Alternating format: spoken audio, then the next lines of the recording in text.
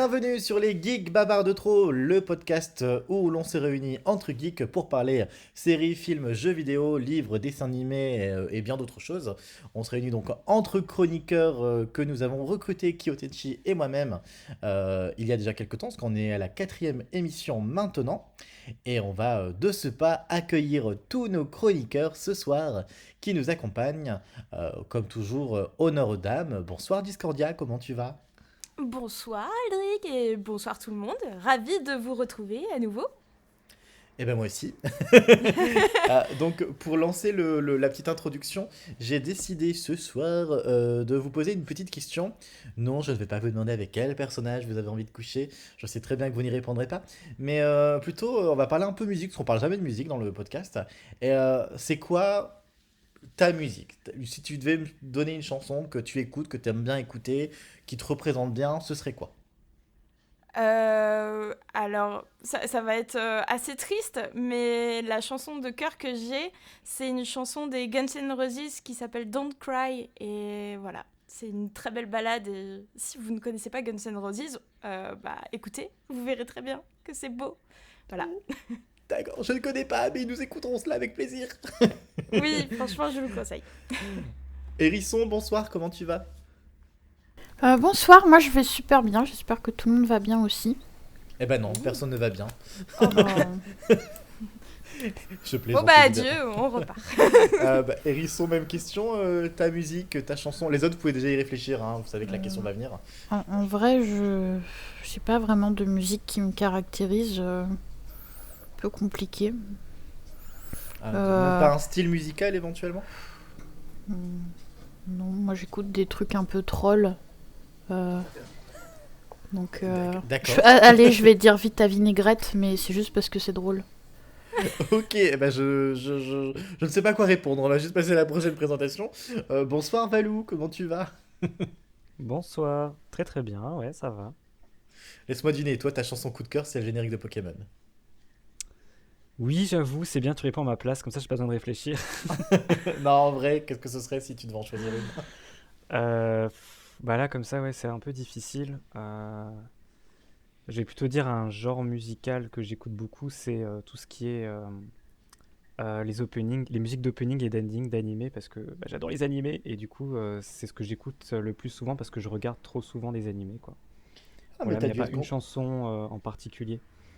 Mais du coup, t'as pensé quoi de l'opening là, de Butterfly en français cette semaine que t'as écouté? J'ai pas eu le temps de l'écouter encore. Ah, bouh, bouh, bouh, bouh. On passe au suivant, j'ai honte de toi. Chanabog, bonsoir, qui revient tout juste de la pharmacie, n'est-ce pas? Tout à fait, oui. Et je suis encore vivant. Je suis encore en état de marche. Et donc ta musique, c'est quoi la musique coup de cœur? Une musique du siècle dernier, on imagine? Non, j'aurais pu citer des musiques classiques et tout ça, mais bon, on va faire un peu plus récent. Non, alors je vais répondre à ma manière. Je vais dire que si je devais être un personnage et que je devais avoir un thème, j'aimerais que ce soit celui de Batman par Danny Elfman. Voilà. Ok, bah les classiques. Et ben nous validons, et puis bah bonsoir Kyotenchi qui n'était pas là lors de l'émission précédente. Tout va bien? Comment ça se passe pour toi Kyotenchi? Bonsoir, bien moi ça va très bien. J'ai lu Solo Leveling et je te remercie du coup Hérisson, c'était une très bonne découverte. Et pour ma musique, est-ce que j'ai une musique de cœur? Je dirais Diren Grey, le titre Vinushka, un groupe de métal japonais. Très bien, et tu es content de revenir parmi nous lors du podcast? Bah j'avais pas le choix, on m'a forcé. Non, mais plus sérieusement, je suis très content d'être là, oui. On t'a manqué un petit peu quand même? Un peu. Bah, Oh, c'est il nous mignon. a manqué aussi, évidemment. Ça va dans les deux Oh. sens. N'est-ce Puis pas? on a dû trouver des choses à dire à sa place. C'était tellement difficile en plus, Aldric. Oh oui, oh Oh, mon dieu. Et vous voulez pas savoir quelle était ma chanson coup de cœur à moi? Non? oh bah si, Si, dis-nous. dis-nous. Ah bah moi je mettrais toute la playlist de la série Glee. Parce que j'aime toutes les musiques qu'il y a dans Glee. C'est trop Oh, mon je style, suis c'est trop mon genre. d'accord. Ah, Oui, toi les aussi. les reprises de Glee, je les ai téléchargées quand j'étais au lycée et je n'écoutais que ça. Lady Moi Gaga, aussi. c'était que Glee, tout Oui. était que Glee. Mais moi, j'ai découvert énormément de chansons de musique Oui, américaine, en fait, grâce à ça, des vieilles chansons, des chansons country, enfin des trucs que j'aurais ouais, jamais écouté de ma vie sans Glee, quoi. Donc des grands voilà. classiques et tout, c'est dingue, ouais, Donc totalement ouais, d'accord. plus de 500 chansons, la playlist de Glee. Et, et c'est sur Glee que nous allons passer donc à notre première rubrique ce soir. C'est le Vidéo Club Jingle.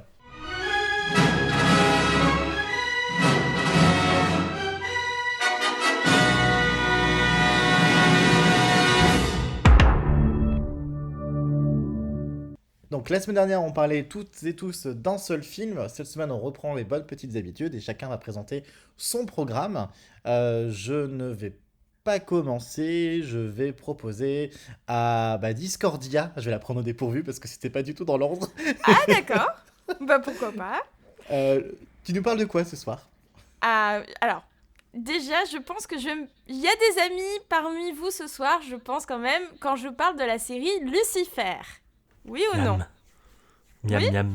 Oui. Ah Tu as perdu Kyotenshi qui bave littéralement sur Sur ce Tom personnage. Ellis. Oui. Oui, Tom Ellis. On est d'accord. Kyotenshi, tu es mon bro ce soir. On est d'accord que Tom Ellis est un homme parfait. Et Tom Ellis est donc l'acteur qui interprète le rôle de Lucifer dans la série qui est devenue série Netflix depuis maintenant 2 saisons. Qui au départ est une série qui était produite par la Fox et qui a eu quelques petits déboires à la fin de sa saison 3. Et il y a eu un mouvement de panique de tous les fans de la série parce que la Fox ne voulait plus financer Lucifer et Netflix est arrivé en sauveur pour se proposer et de nouveau produire de nouvelles saisons. Il y a eu aussi tout un remue-ménage dernièrement parce que la saison 5 devait normalement être la dernière et je crois qu'ils ont signé pour une saison 6. Donc on est tous très très heureux de toutes ces belles nouvelles et Netflix sait bien nous faire attendre. Et je vous parle de cette série ce soir parce que tout simplement la partie 5 avait commencé l'année dernière et nous attendons donc la deuxième partie de la partie 5. Oh là là, c'est tellement compliqué Netflix, merci. Cette deuxième partie de 8 épisodes, je pense à peu près, vu que la première en faisait 8 aussi, elle arrive ce vendredi, au moment où je vous parle. Donc c'est vendredi 28 mai, donc quand vous écouterez ce podcast, ça sera déjà sorti. Mais quand même, pour l'occasion, vu que ça fait un moment qu'on attend ça, surtout qu'il s'est passé tellement de choses dans les dernières saisons.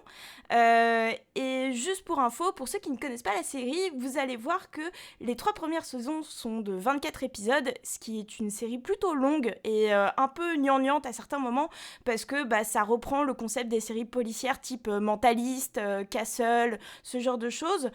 Et quand Netflix a repris le bébé, ils ont tout remanié et maintenant ce sont des saisons beaucoup plus punchy où l'histoire de fond avec Lucifer se passe beaucoup plus rapidement et donc vous pourrez découvrir l'histoire de ce beau et merveilleux, mystérieux Lucifer qui arrive donc dans notre monde et qui se laisse attendrir par la douce Chloé dont il tombe amoureux et patatras. D'autres de ses frères et sœurs arrivent sur Terre pour le ramener à la raison et lui dire non, Lucifer, il faut que tu retournes en enfer. Tu as les enfers à diriger, tu as du travail. Et c'est ainsi que se termine donc la partie 1 de la saison 5 où Lucifer avait enfin accepté de redescendre aux enfers, mais Chloé étant en danger, il l'a secouru, mais il se pourrait que Papounet soit là pour le ramener à la raison. Donc on espère que cette deuxième partie de saison 5 nous apportera plein de rebondissements. Voilà. J'espère que vous avez autant la hype que moi. Eh ben, moi, en vrai, j'ai adoré cette série. Et la dernière, donc la partie que tu parles, donc la saison 5, la première partie, j'ai été extrêmement déçue. J'ai trouvé qu'il y avait un retour en arrière sur beaucoup de développement de personnages, alors que j'étais d'une hype incroyable pour cette saison-là. Je trouve que le trailer disait un peu trop tout. Et ça a cassé un truc, j'avoue, moi, cette saison-là. Oui, je comprends. C'est vrai que la saison 4 était vraiment, mais juste sublime. Je pense que c'est la meilleure saison de tout Lucifer. C'est la première qui a été reprise par Netflix et vraiment, ça n'avait plus du tout la même envergure. Et c'est vrai que là, j'avais l'impression qu'ils essayaient de faire plaisir aux gens en rallongeant juste l'histoire qu'il y avait autour du frère de l'un des frères pour éviter de trop en dire à ceux qui n'ont pas vu Lucifer. Mais c'est vrai que l'histoire autour de ce frère de Lucifer qui crée un peu des problèmes, c'est un peu étiré. Et ce qui fait que ça tourne un peu en rond à certains moments. Mais par contre, je sais pas si tu es d'accord avec moi, Hérisson, mais j'ai beaucoup aimé l'exploitation de Amenadiel, qui est donc l'autre frère de Lucifer, dans cette partie qui était beaucoup plus travaillée que dans d'autres saisons. Je sais pas, je suis pas. Non, je suis peut-être. Je te rejoins peut-être pas forcément là-dessus. J'ai été Ouais. énormément déçue de Maze aussi, qui pour moi fait Ah oui. une chute. Elle avait vraiment grandi et là, on retombe. Moi, le frère. Du coup, le frère dont tu parlais avant Amenadiel, en fait, je l'ai trouvé un peu bâclé. Je pense, pour moi, ça devait être l'événement de cette partie-là, et je trouve que ça a été anecdotique, si je puis me permettre le terme. Mm. Voilà. Et pour les autres, vous avez un avis? Kyotenshi, Valou et Chernabog? Non, moi je rejoins un peu Hérisson sur la cinquième saison où Netflix est un peu retombé dans les travers de la série, c'est-à-dire vouloir allonger artificiellement alors qu'elle en a pas besoin. Une saison de 10 épisodes, c'était parfait. Et ils ont fait la bêtise de dire, bah tiens, vu que ça va être la dernière saison potentiellement, on va leur faire 16 épisodes, ils seront contents, avant de finalement re-signer pour une sixième saison. Et je pense que les scénaristes se sont un peu paumés là-dedans, et ils ont dû créer un petit arc un peu bâclé, le fameux du coup frère qui apparaît dans la première partie. Et c'est un personnage que j'ai eu beaucoup de mal à apprécier moi pour le coup. Alors qu'à Menagel, je te rejoins, Discordia, j'ai trouvé le tournant du personnage vachement intéressant. Bon, on peut pas en dire plus sinon on va spoiler un peu Oui. salement, mais, mais le personnage, ouais, il y a une tournure vachement intéressante pour sa condition. Ça reste un ange et ce qu'il devient est cool pour lui. Et Ouais. Valou et Chernabog, vous êtes séduits par Lucifer, vous? Moi, j'ai pas du tout regardé. Ce qui me rebutait un peu, c'était le côté justement, comme disait Discordia au début de la série, un peu trop dans le genre Castle J'ai ou pas su aller loin à mentaliste. cause de ça. Moi j'ai fait 8 ou Ça, 10 ça, j'accroche épisodes. pas trop, ouais. Tu vois, Bah, ce pourtant j'aime côté-là. bien, hein, mais j'avais regardé pour faire plaisir à Kyotenshi qui voulait qu'à un moment on reprenne ensemble. Et j'ai Hmm. pas su dépasser les 8 épisodes, je sais pas, ça m'a. Mais C'est mal fait. l'univers a l'air Enfin, intéressant derrière pour le côté voilà, Lucifer et tout la folklore un peu autour de ça. Ça avait l'air vachement intéressant, mais j'ai l'impression que le côté un peu trop castle, machin, ça casse un peu en fait le reste. Enfin, ça me donne pas très envie en fait de le regarder quoi. Ouais, bah non, mais je comprends totalement tous vos avis et c'est vrai que Lucifer reste quand même, c'est pas une série centrée sur l'univers de Lucifer, la vie de Lucifer, ça reste de base et même dans les saisons reprises par Netflix, même si c'est beaucoup plus amoindri, il y a quand même ce côté série policière. Donc si on n'aime pas ce genre de série de base, c'est vrai que ça va poser problème au bout d'un moment, même dans les saisons reprises par Netflix, c'est compliqué, ouais, je comprends. Bien, vu qu'on parle de Netflix, on va arrêter là pour Lucifer, hein, on a déjà pas mal dit de choses là-dessus. Et je vais reprendre la parole pour parler d'une série Netflix qui s'appelle Qui a tué Sarah? Et une série que je me suis enchaînée là pendant 3 jours, 3-4 jours sur le week-end. C'est une série qui est sortie à la base il y a quelques mois sur Netflix. C'est une série donc alors latino-espagnole, enfin ça se passe au Mexique, donc je sais pas si c'est vraiment une série mexicaine ou espagnole, en tout cas elle est latino. Et, euh, et donc la première saison a été sortie il y a quelques mois et j'avais volontairement attendu la saison 2 parce que la saison 2 était prévue 4-5 mois après. Donc la saison 2 était prévue 3-4 mois après, donc j'ai attendu que la saison 2 sorte en me disant c'est bon, je vais me faire toute la série d'un coup, comme ça, vu qu'il y a une saison 2, c'est qu'il y a encore des questions en suspens à la fin de la première, je voulais pouvoir tout comprendre. Je vous le dis de suite, grosse déception, la saison 2 se termine, à suivre dans la prochaine saison. J'étais mais ultra méga frustré quand j'ai vu ça sur mon écran en me disant quoi, mais il y a encore une saison 3 derrière, sachant que la saison 3 est pas encore programmée parce qu'elle est pas encore tournée. Elle est prévue mais ils doivent encore la tourner. Donc ça va prendre du temps avant qu'elle n'arrive, je pense. Qui a tué Sarah? Bah, le pitch est assez simple, hein. On doit essayer de savoir qui a tué Sarah. Donc Sarah est une jeune donc il y a deux timelines. Donc on a la timeline qui se passe en 2001 époque à laquelle Sarah donc meurt. Donc en fait, lors d'un accident enfin, un accident, elle s'amuse à faire du bateau avec une bande de potes, son frère et compagnie. Elle fait du parachute accroché au bateau. Je ne sais plus du tout comment ça s'appelle ce sport. Donc c'est un parachute accroché à un bateau. Si vous avez le nom de ce sport, n'hésitez pas Parachute à le dire. ascensionnel, je crois. Non. Ouais, ça doit être ça. Et donc, en fait, il se trouve que quelqu'un a sectionné les sangles de ce parachute et que du coup, ben, poum, elle meurt. Donc ça, c'est la série commence comme ça. On découvre cela. Et en fait, ça se passe aussi donc en 2020, 2019-2020, donc 18 ans plus tard où ben, il se trouve que le pitch de départ, c'est que c'est le frère de Sarah, donc Alex, qui a été accusé de ce meurtre, alors que c'est pas du tout lui le coupable. Hein. Et donc lui, il sort de prison au bout de 18 ans. Et évidemment, son envie, c'est de chercher qui, quoi, comment, qui a tué sa sœur, pourquoi, comment. Et en ligne de mire, la famille des Lascano. Les Lascano, c'est la famille la plus riche du Mexique. Hein. Ils possèdent un tas de casinos. Voilà, on est vraiment dans un côté un peu soap-opéresque pour le coup avec cette famille-là. Et donc, en fait, ils étaient très proches de cette famille parce que Sarah sortait avec l'un des frères. Alex était le meilleur ami de ce fameux frère. Et ainsi de suite. Et donc, on suit ces deux timelines. Et épisode en épisode, en fait, on se fait plein d'idées. On dit, ah oui, mais non, mais c'est lui ou c'est elle le coupable. Et en fait, non, parce que les billes sont souvent redispatchés et compagnie. La fin de la saison 1 n'apporte pas la réponse. Enfin, on nous laisse supposer en fin de saison 1 d'avoir une réponse qui n'est pas la réponse. Donc il faut continuer avec la saison 2 pour avoir plus d'éléments sur qui a tué Sarah. Hein, c'est clairement le titre de la série. Mais ça va bien plus loin que ça parce qu'en fait, il y a d'autres intrigues en fond. Clairement, les parents Lascano, le patriarche et la matriarche, c'est les deux personnages les plus horribles de la télévision. Le père est ils sont juste horribles dans leur personnalité, dans leur manière d'être ou quoi. Ils ont donc 3 enfants. L'aîné qui du coup est marié à une femme qui se tape son beau-père. Le second qui est gay et donc qui est en couple avec un autre homme et qui essaie d'avoir un enfant par une mère porteuse. Et la plus jeune, donc Elisa, qui bah, évidemment va s'allier à Alex hein, et s'amouracher un peu de lui. Ça voilà, c'est pas un spoiler, hein, c'est dès le premier épisode. C'est clairement évident. Et donc, suite à cela, en fait, il y a vraiment des sous-intrigues qui moi, m'ont beaucoup plu. Je vais prendre l'intrigue de Shema, qui est donc le second fils, qui est gay, et qui est, mais, enfin, la violence de l'homophobie de ses parents, que ce soit en 2001, donc quand il est jeune et qu'ils vont le découvrir, ou encore en 2019, alors qu'il est en couple, qu'il va avoir un enfant, quoi. C'est juste atroce. Franchement, le personnage m'a beaucoup, beaucoup, beaucoup ému. Parce que il est vraiment dans une famille complètement atroce. Et il y a plein d'autres petits personnages secondaires qui vont chacun amener en fait leur petit élément à l'intrigue. Et bah moi j'ai passé un très bon moment. Je sais que Kyotenshi déteste les séries latino, espagnoles ou quoi, donc j'ai regardé sans lui. Moi je trouve qu'ils font des choses, mais vraiment magnifiques. J'adore toutes leurs séries. Je suis tout le temps fan. Et là vraiment je me suis pris au jeu. Alors honnêtement, c'est le genre de série où t'as envie de te l'enchaîner en 2 jours parce que voilà, c'est vraiment ce style de série Netflix qui est conçu, non pas pour que tu regardes un épisode toutes les semaines, mais vraiment pour que tu t'enchaînes le truc en 2 jours, quoi.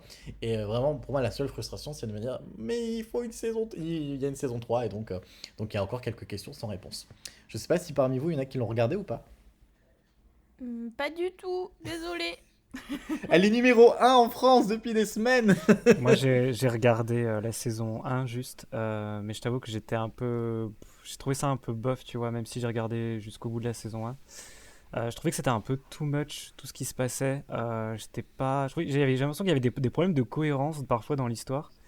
Ou je sais pas si c'est les acteurs ou quoi, je sais pas, j'ai un peu du mal à vraiment accrocher, à vraiment suivre la chose. C'est peut-être le Alors, côté soap opéra, mais j'ai l'impression que ça se ouais, veut un peu plus sombre qu'un soap opéra, mais en même temps, c'est ça. je sais pas, il y a quelque chose qui colle pas, j'ai l'impression, je sais pas. Il y a un côté telenovela, mais avec beaucoup de moyens, de manière sombre et sérieuse en fait. Mais du coup, les intrigues sont tellement rocambolesques sur Ouais, l'identité, en fait, c'est... l'identité bah voilà, avec les pères cachés, frères ou sœurs cachés. La saison 2 il va encore plus loin dans le délire, hein, clairement, avec du coup des liens de parenté qui te sortent d'un chapeau. Enfin, tu te dis Ouais, mais en quoi, plus, enfin, des gros. j'ai ce souvenir, genre, que chaque épisode, c'est à chaque fois des coucheries, en fait, différentes. J'ai l'impression de me souvenir que de ça, en fait, et Bah, pas, genre, de l'essence même de l'intrigue, entre guillemets, tu vois. Là, ça m'est un peu passé, en fait. parce que c'est vrai qu'en plus, Sarah est loin d'être la petite fille innocente qu'on te présente au premier épisode. Plus tu vas, en fait, et plus Alex va creuser dans le passé de sa sœur, et plus il va découvrir des trucs, bah, des coucheries Ouais, entre ouais, autres et tout ça. mais tu vois, mais en fait, ça déshumanise un peu les personnages. Je trouve que ça les rend pas attachants, en fait, du coup. Mais bon, je pense que c'est fait exprès parce que c'est c'est pour montrer qu'ils sont sombres et complexes, quoi. Mais Je pense que la série veut volontairement qu'on à part, enfin, s'attacher au héros, Alex. Je pense que honnêtement, tous les autres, c'est fait pour que. Il y a des moments, en fait, bah ouais, tu les aimes pas, quoi. C'est que oui, ouais. est-ce que les Lascanos, c'est vraiment des connards, hein, clairement. Hérisson, tu disais? Ouais, moi j'ai regardé les 3 premiers épisodes parce que malheureusement j'ai repris le boulot donc c'est un peu compliqué de trouver ce temps-là, mais moi c'est en cours. Effectivement, c'est le genre d'intrigue un petit peu complexe qui s'embricade, que j'aime bien, un petit peu à la Game of Thrones, où t'as plein de choses qui s'y mêlent et tout, j'aime bien. Donc après j'ai trouvé le rythme un petit peu lent, mais c'est forcément les premiers épisodes, donc voilà, mais je pense que ça pourrait bien me plaire effectivement. Oh, moi, je pense que bah, tu vas continuer et que tu nous diras ce que tu auras pensé. Et tu me diras en privé ce que tu as pensé des révélations en ce qui concerne qui a tué Sarah. Ça marche, on fera ça. D'ailleurs, bah, tu vas garder la parole parce que tu vas nous présenter Gamer, c'est bien ça? Oui, donc c'est un animé sur Crunchyroll, un animé un petit peu mignon, gentillet, assez coloré. L'histoire est assez simple. Il y a la fille qui est un peu... au Japon, ils aiment bien donner l'image un petit peu modèle de la fille à travers la présidente un petit peu du club des élèves ou la fille populaire. Et il y a du coup cette fille-là qui va parler au héros qui est un otaku, geek, tout ce qu'on veut. Et, euh, et elle va lui proposer en fait de rejoindre son club de jeux vidéo. Et genre, il est un peu en mode quoi? Elle joue aux jeux vidéo? Et du coup, c'est un peu l'histoire du coup d'un club de jeux vidéo qui regroupe des profils un petit peu atypiques et c'est très sympa. Voilà, c'est léger et le genre de truc qu'on regarde un petit peu pour se détendre et tout, voilà. Et qu'est-ce qu'ils font en fait quand ils se regroupent? Il y a des histoires entre eux justement, ils tombent. Oui, voilà, c'est ça, parce qu'en fait, s'il n'y avait pas eu ce club, ils auraient jamais été amenés à se rencontrer. T'as le héros qui est un peu le geek de base, t'as le délinquant un petit peu avec sa fille, avec sa copine qui est trop mignonne, aux cheveux roses, nanana. Mais en fait, c'est genre un gamer trop ouf. Genre, il est trop fort sur les machines à pince et tout, mais il l'assume pas trop ce côté-là. Donc, bah là, il va se retrouver dans un club avec sa copine qui va le rejoindre et tout. Donc, c'est un peu improbable. Et ouais, du coup, on va suivre ce petit groupe qui va apprendre un petit peu aussi à évoluer ensemble, alors qu'ils auraient jamais dû se rencontrer. Et surtout aussi le fait que la petite fille trop mignonne, super populaire et tout, ce soit une geekette, c'est rigolo. Enfin, moi, je trouve ça sympa. Ouais, c'est vrai que ce genre d'anime, c'est assez cool parce que c'est souvent très comique, justement, dans les situations.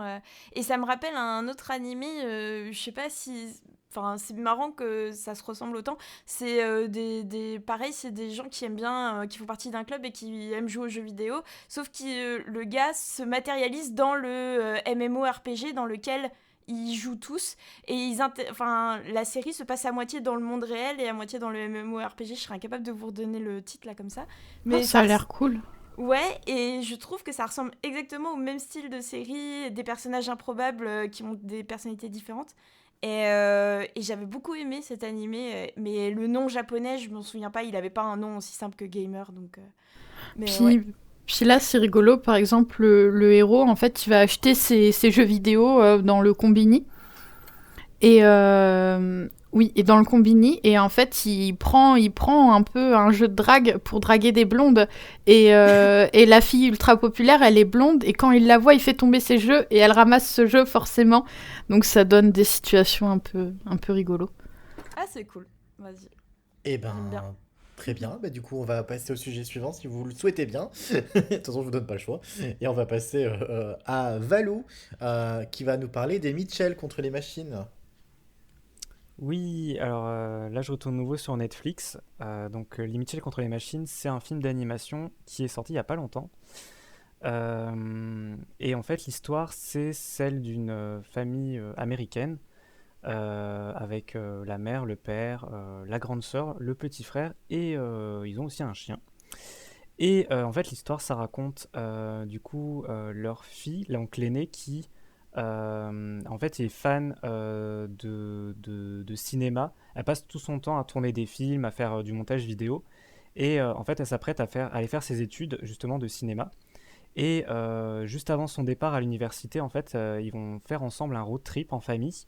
Et en fait, au même moment, il y a une invasion de robots donc, qui s'apprêtent à envahir le monde. Et du coup, leur petit voyage familial va prendre une autre tournure. Donc à la base, j'attendais vraiment pas grand-chose de ce film. En fait, je voulais juste regarder quelque chose en mode bon, je réfléchis pas trop et voilà.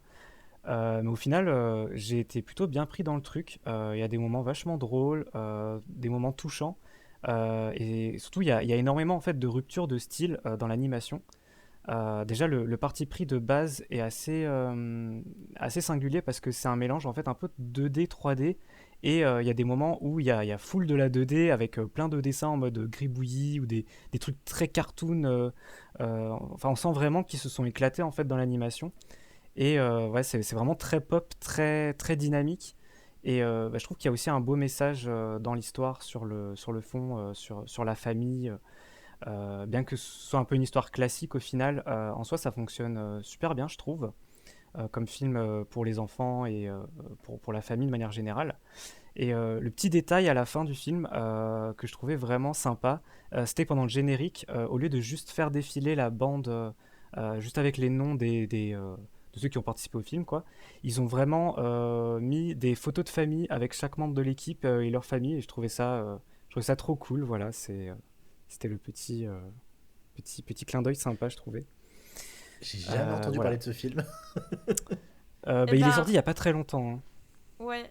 Et je l'ai vu et je suis un peu dégoûtée, Valou, parce que en fait, je voulais le proposer à toute l'équipe parce que je me suis dit c'est un film Ah, tellement cool et je voulais qu'on se le mate tous pour la prochaine pour le prochain Ah, podcast pour qu'on en parle parce que vraiment mais je trouvais que tout le monde pouvait avoir quelque chose à dire sur ce film qui est juste génial et je suis totalement d'accord avec toi, Valou, c'est un film que je conseille vraiment pour les gens qui l'ont pas vu. Et ce que je sais pas si t'as remarqué, Valou, mais j'ai adoré, moi, surtout toutes les références à la pop culture, c'est-à-dire toutes les références aux réseaux sociaux, aux mèmes, au YouTube. T'as toutes ces ouais, références-là qu'on a, c'est nous, dans notre quotidien. hyper actuel, ça parlera à tout le monde, c'est clair.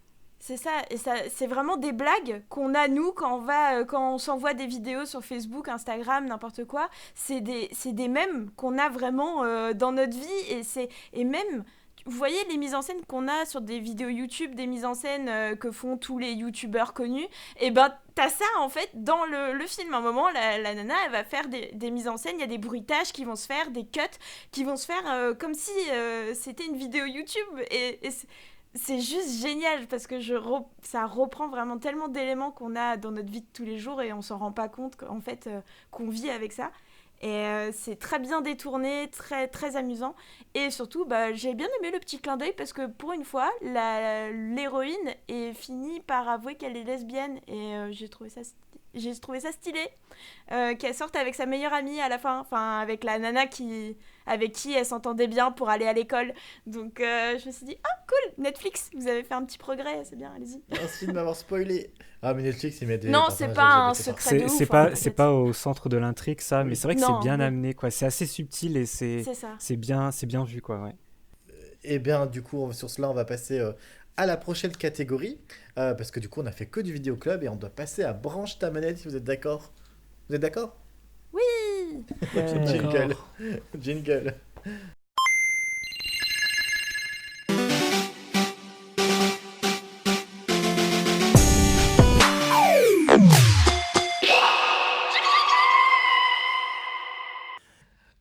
Donc, bah, branche ta manette, vous le savez, on va parler de jeux vidéo. Et pour parler de jeux vidéo, je propose qu'on donne tout d'abord la parole à celui qui n'a pas encore dit grand-chose depuis le début de l'émission. C'est Chernabog. Chernabog, es-tu là? Oui, oui, alors j'ai tellement rien dit que Discord m'a expulsé automatiquement dans un salon inactif. Je viens de revenir. Donc, Il est parti en balade. entre mes soucis de micro et tout, là, c'est vraiment ma soirée. J'ai cru que tu avais bugué, en fait, et je me suis dit, mince, il a bugué. Non, non, pas du tout. Mais bon, bref. Oui, donc moi, bah oui, donc c'est injuste et c'est pour ça que je vais vous parler d'un jeu qui s'appelle Injustice. Les dieux sont parmi nous. Alors, pour ceux qui ne connaissent pas, qu'est-ce que c'est en gros? Bah, c'est un jeu de combat avec tout plein de personnages de DC Comics, donc Batman, Superman, Wonder Woman, et pas mal de gens. Et donc un jeu de combat, à la Mortal Kombat, d'ailleurs je crois que c'est le même studio, si je dis pas de bêtises.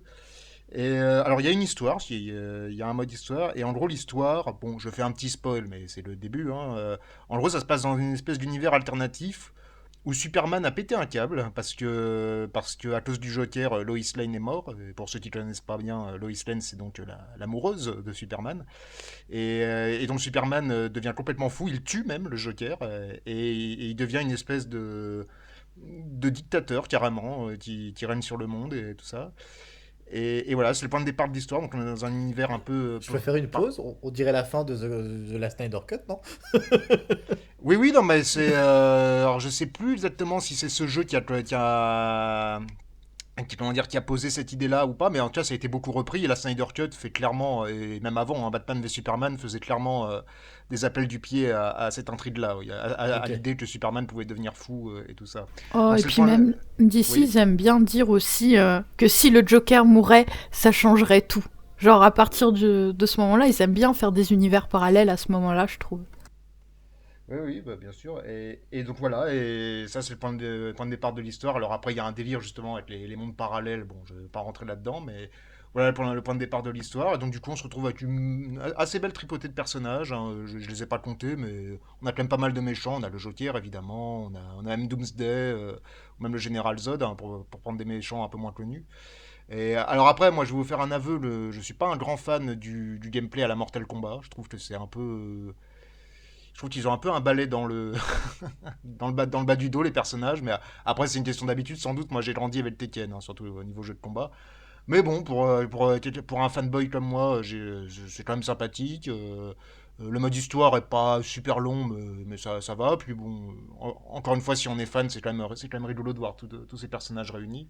C'est sur quelle Je- console? alors j'allais y venir. Alors à la base, c'est Ah, sorti sur PS3 et ils ont fait un portage sur PS4 que je trouve assez laid personnellement. Enfin, c'est clairement pas un remaster ou quoi que ce soit. Non, c'est un simple portage. Alors je crois que les temps de chargement sont moins longs, mais clairement, ouais, faut vraiment partir du principe que c'est un jeu assez old gen, hein. C'est peut-être le défaut du truc, mais et son gameplay que je trouve un peu rigide personnellement, même si encore une fois, c'est peut-être une question de goût. Voilà. d'autres y ont joué? Oui, j'y avais joué et je trouvais ça cool, moi, la direction artistique du jeu. Autant je te rejoins sur le côté rigide, mais j'aimais bien ce qu'ils avaient fait, tous les personnages qui sont vraiment un peu plus dark. Flash, ils ont mis un petit côté terne sur chaque personnage et j'aimais vraiment beaucoup ce qu'ils en avaient fait. Euh, Mention spéciale à Flash que je trouvais hyper réussi dans le jeu. Mais bon, Ok. Et les autres? Pas du tout. Très bien. Eh ben, on va laisser la parole à Kyotenchi qui lui va nous présenter un jeu un peu plus connu quand même. j'allais juste poser une question à Charnabog. Est-ce que tu as Ah. lu les comics Injustice? Pas encore, mais c'est prévu. Ok, d'accord. Je me demandais si c'était vraiment fidèle ou pas à ça. Et du coup, oui, on peut enchaîner sur Overwatch sans problème. J'ai repris Overwatch. Je sais pas si vous connaissez tous Overwatch, j'espère. Oui, beaucoup trop bien. Cool. Du coup, si vous le savez certainement, là, le jeu est en train de fêter sa 5e année d'existence. Et comme chaque année, ils font un petit événement, anniversaire, etc., pour donner des skins aux joueurs s'ils jouent assez régulièrement, s'ils gagnent des parties et autres. Et je m'y suis remis de ce fait. J'avais abandonné le jeu en octobre 2019, novembre 2019. Du coup, ça fait un petit moment que je n'avais pas joué quand il avait sorti sur Switch. Et je l'ai relancé pour voir ce que ça devenait. Et toujours est-il, moi je m'amuse vraiment beaucoup sur le jeu en fait, hein, finalement. Euh, Comme toujours, le seul défaut pour moi étant toujours la communauté, où à partir du moment où on regarde le chat, on a la Ligue de l'Humanité qui nous tombe dessus pour dire qu'on joue comme une merde. Ce qui est un peu regrettable, mais bon, c'est tous les jeux compétitifs, je pense, qui ont ce défaut-là. Mais c'est vraiment un jeu que j'adore pour le coup, ne serait-ce que pour son univers. Tous les personnages, je trouve qu'ils sont hyper attachants. Mention spéciale à Lucio et Sigma, qui sont vraiment mes amours pour le coup. C'est les personnages que je joue le plus et que j'adore. Et ce que j'aime aussi, c'est, vu que j'y joue pas souvent à ce jeu, le côté où on peut lancer une partie, même en ayant fait une pause de 2 ans, les habitudes reviennent instantanément. On n'est pas obligé de tout réapprendre et on peut prendre du plaisir à jouer 5 ou 10 minutes comme ça, sans se faire trop démolir la tronche, vu que le matchmaking est plutôt bien fait. Et ça, c'est quelque chose que j'apprécie beaucoup, pas devoir farmer un jeu pendant des années comme je peux le faire avec League of Legends, parce qu'il suffit que tu partes un mois, tu reviens et t'as tout perdu parce qu'il y a eu 2 patchs et t'es totalement paumé.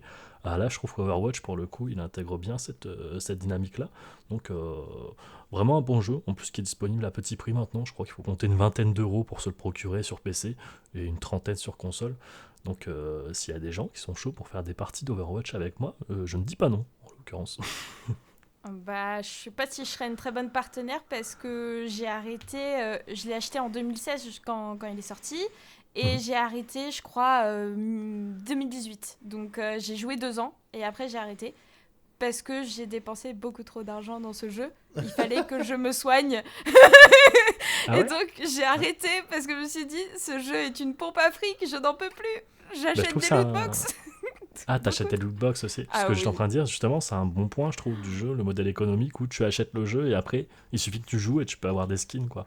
Oui, mais non, mais quand il y a des événements et que tu veux tous les skins de tous Ouais. les persos parce qu'ils sont tous trop cool, ou que t'as pas celui du perso que tu joues tous les jours et tu dis putain, pourquoi lui je l'ai pas? Et que tu mets 50, puis 100, puis 150, puis 200 euros dans juste un événement et Wow. tu te Ah dis oui. Ok. ouais, non, franchement, c'était très très dur. Donc j'ai des magnifiques skins qui datent de l'ouverture du jeu. Mais depuis, je n'y ai plus retouché. Et comme tu dis, ce qui m'a un peu dégoûté, c'est surtout la communauté.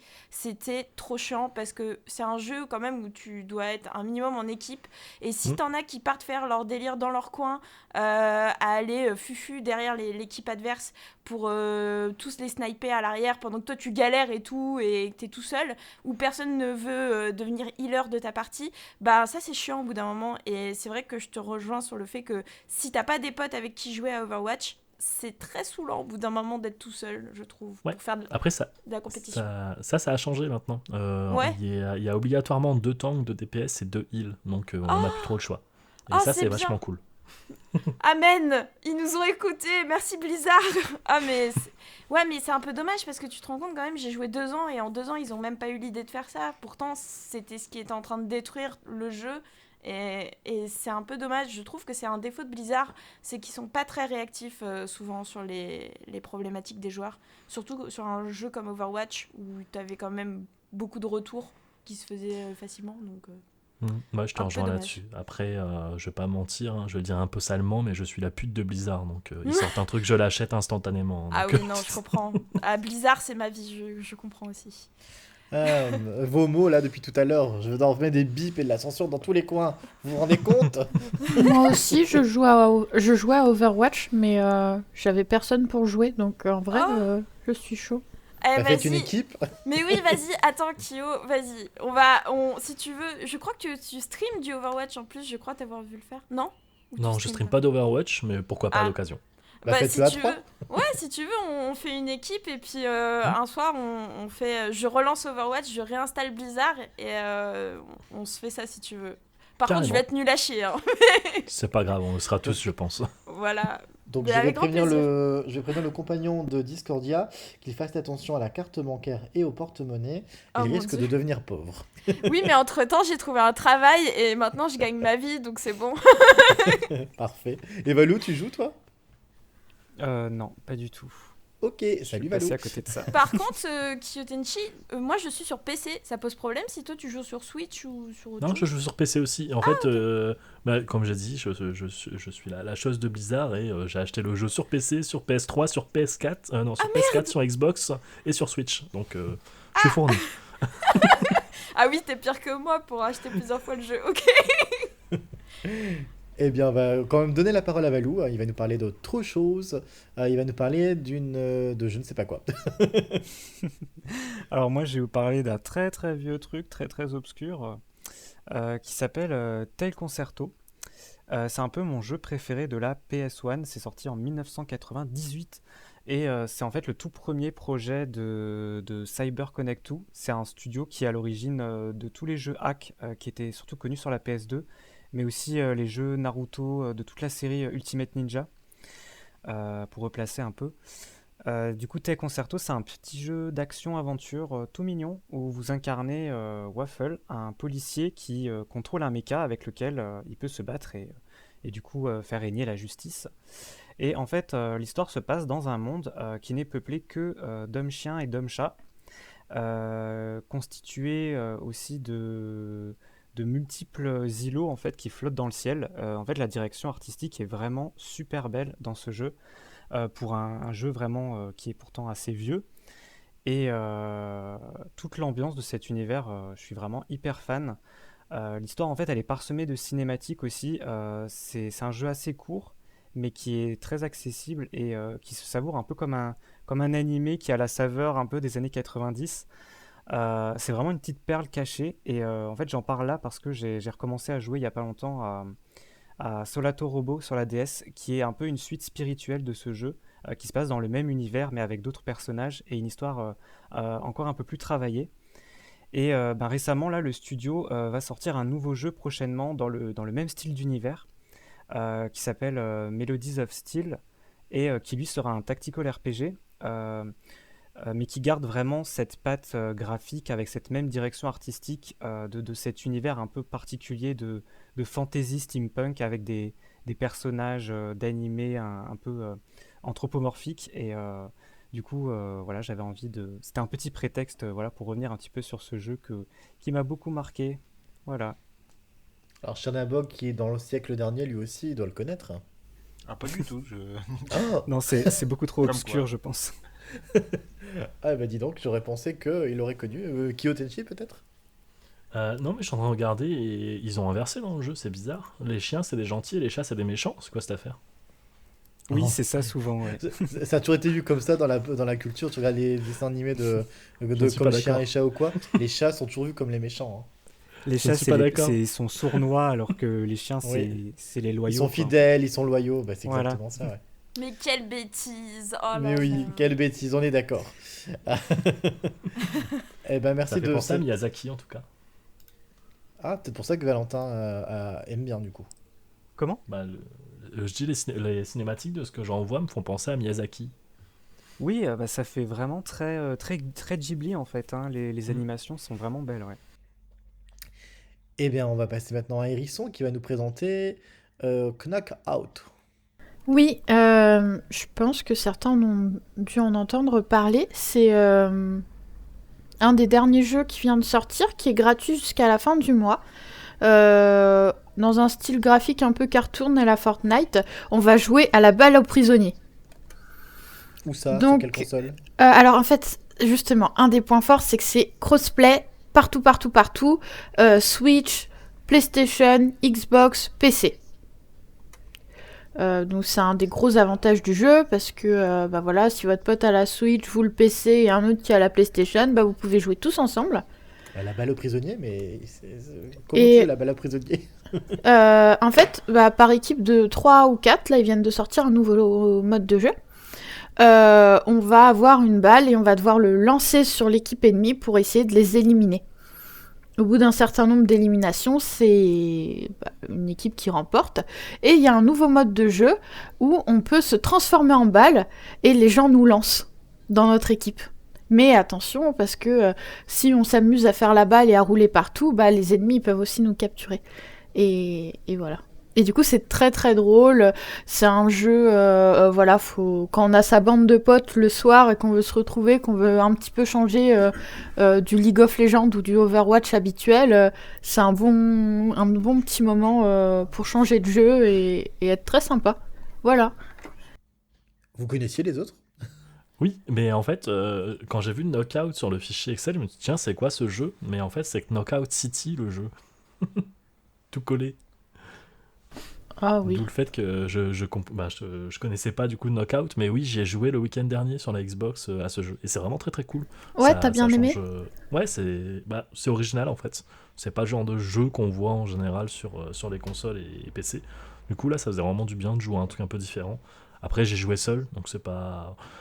La coopération, c'est pas ça, mais c'était quand même vachement cool sur le principe.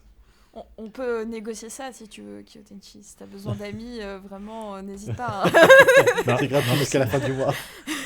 je Mais, teste plein de jeux et je reste jamais dessus. Du coup, la plupart du temps, les gens ils vont pas aller acheter un jeu. Mais s'il est gratuit, ouais, j'ai demandé à des amis de le télécharger pour essayer.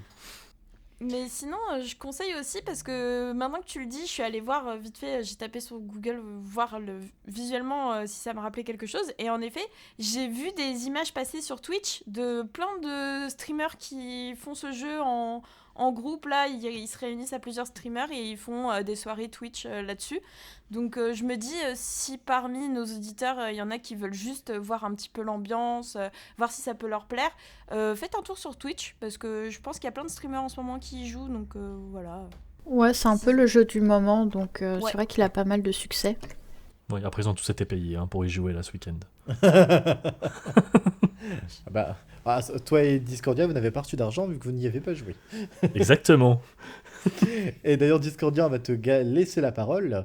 Donc, la semaine dernière, tu nous présentais Kingdom Hearts 3. Tu n'y as pas joué d'ailleurs hier.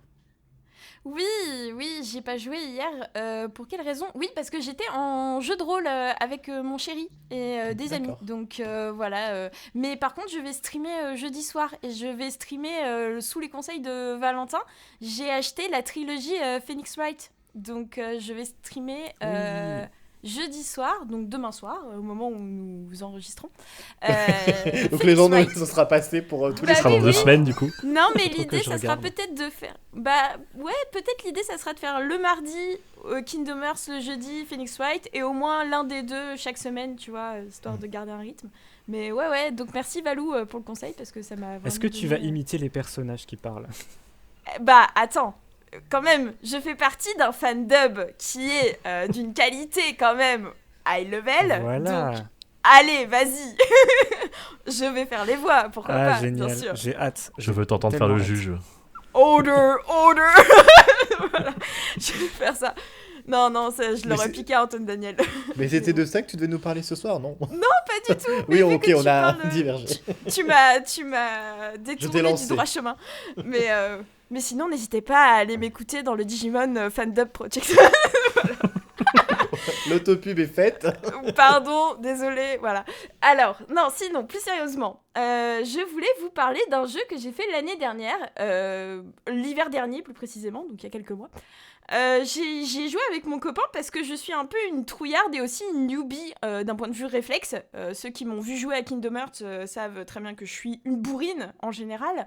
Et en fait, j'ai acheté le jeu Detroit Become Human, qui est un jeu à multiples choix. Et qui est donc avec de multiples fins. Et j'adore ce genre de jeu parce que je trouve ça tellement kiffant de pouvoir créer sa propre histoire, que tes choix, que tes propres principes moraux, ta propre éthique, tes propres envies, tes propres sentiments puissent influencer l'histoire du jeu et aussi la vision que tu as de chaque personnage. C'est toi qui va au final créer leur destin par ses choix et par aussi tes qualités de gamer, parce qu'il y a des petits moments de QTE. Je ne saurais pas dire exactement ce que signifie QTE. Je connais juste l'abréviation telle quelle, mais en gros, c'est tout ce qui est attention, appuyez sur croix à tel moment, clac, clac, clac, clac, clac, croix carré, triangle, voilà. Donc, c'est des moments de tristesse pour moi parce que je n'ai aucun réflexe et ça me met en PLS, très clairement. Donc, j'y ai joué avec mon copain. J'ai demandé à mon chéri de venir jouer avec moi et je lui donnais la manette à chaque fois qu'il y avait des QTE et moi je reprenais à chaque fois qu'il fallait faire des choix d'histoire. Et pour vous en dire plus sur l'histoire, tout simplement, Detroit Become Human, c'est donc un monde en 2038, il me semble, qui est donc dans le futur, et les androïdes, des robots, des IA même, enfin c'est vraiment le summum de l'IA implantée dans un androïde qui est donc créé et avec lequel l'humanité cohabite maintenant. À tous les coins de rue, vous avez des humains et des androïdes qui vivent leur vie en même temps. Les androïdes ramassent les poubelles, ils servent dans les magasins, c'est des serveurs. Ils font tout ce que les humains ne veulent pas faire. Et c'est eux qui gardent les enfants, etc. Et ça a un côté un peu esclave, parce qu'ils n'ont pas leur vie à côté, ils sont juste là pour servir les humains, et ils n'ont pas d'argent, ils peuvent pas faire de choix. Alors parfois ils tombent dans des familles quand même assez sympathiques, qui les respectent un minimum, mais aussi il y a des gens qui les traitent vraiment comme des boîtes de conserve, et ces pauvres androïdes se retrouvent un peu coincés dans ce monde où des humains pas très cool les maltraitent à longueur de journée. Et certains, qui sont appelés donc les déviants, vont petit à petit faire leur propre cheminement de pensée et se libérer un peu des carcans robotiques qu'on leur impose. Donc toutes les règles qui leur sont imposées dans leur système, ils vont réussir à s'en détacher petit à petit. Et c'est pour ça que dans Detroit Become Human, on va suivre 3 androïdes différents, dont on va suivre l'histoire et on va faire des choix. Vous avez donc Kara, qui est donc une aide à la maison, un peu nounou, femme de ménage, etc. Dans une famille qui est plutôt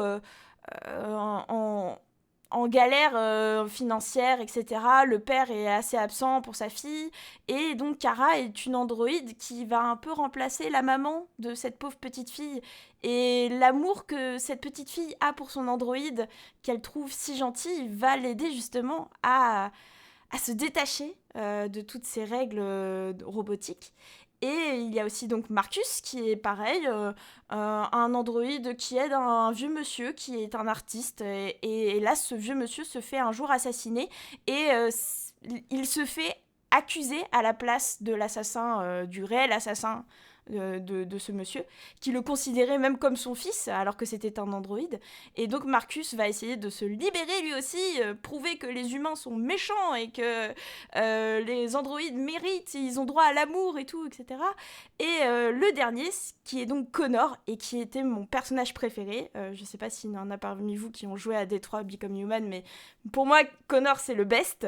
C'est vraiment l'androïde de base qui est là pour taper sur les autres androïdes. C'est l'androïde qui est fabriqué par l'État et qui est le policier, vraiment, la police, et qui a comme seule mission de trouver les déviants et les buter dès qu'il en voit un.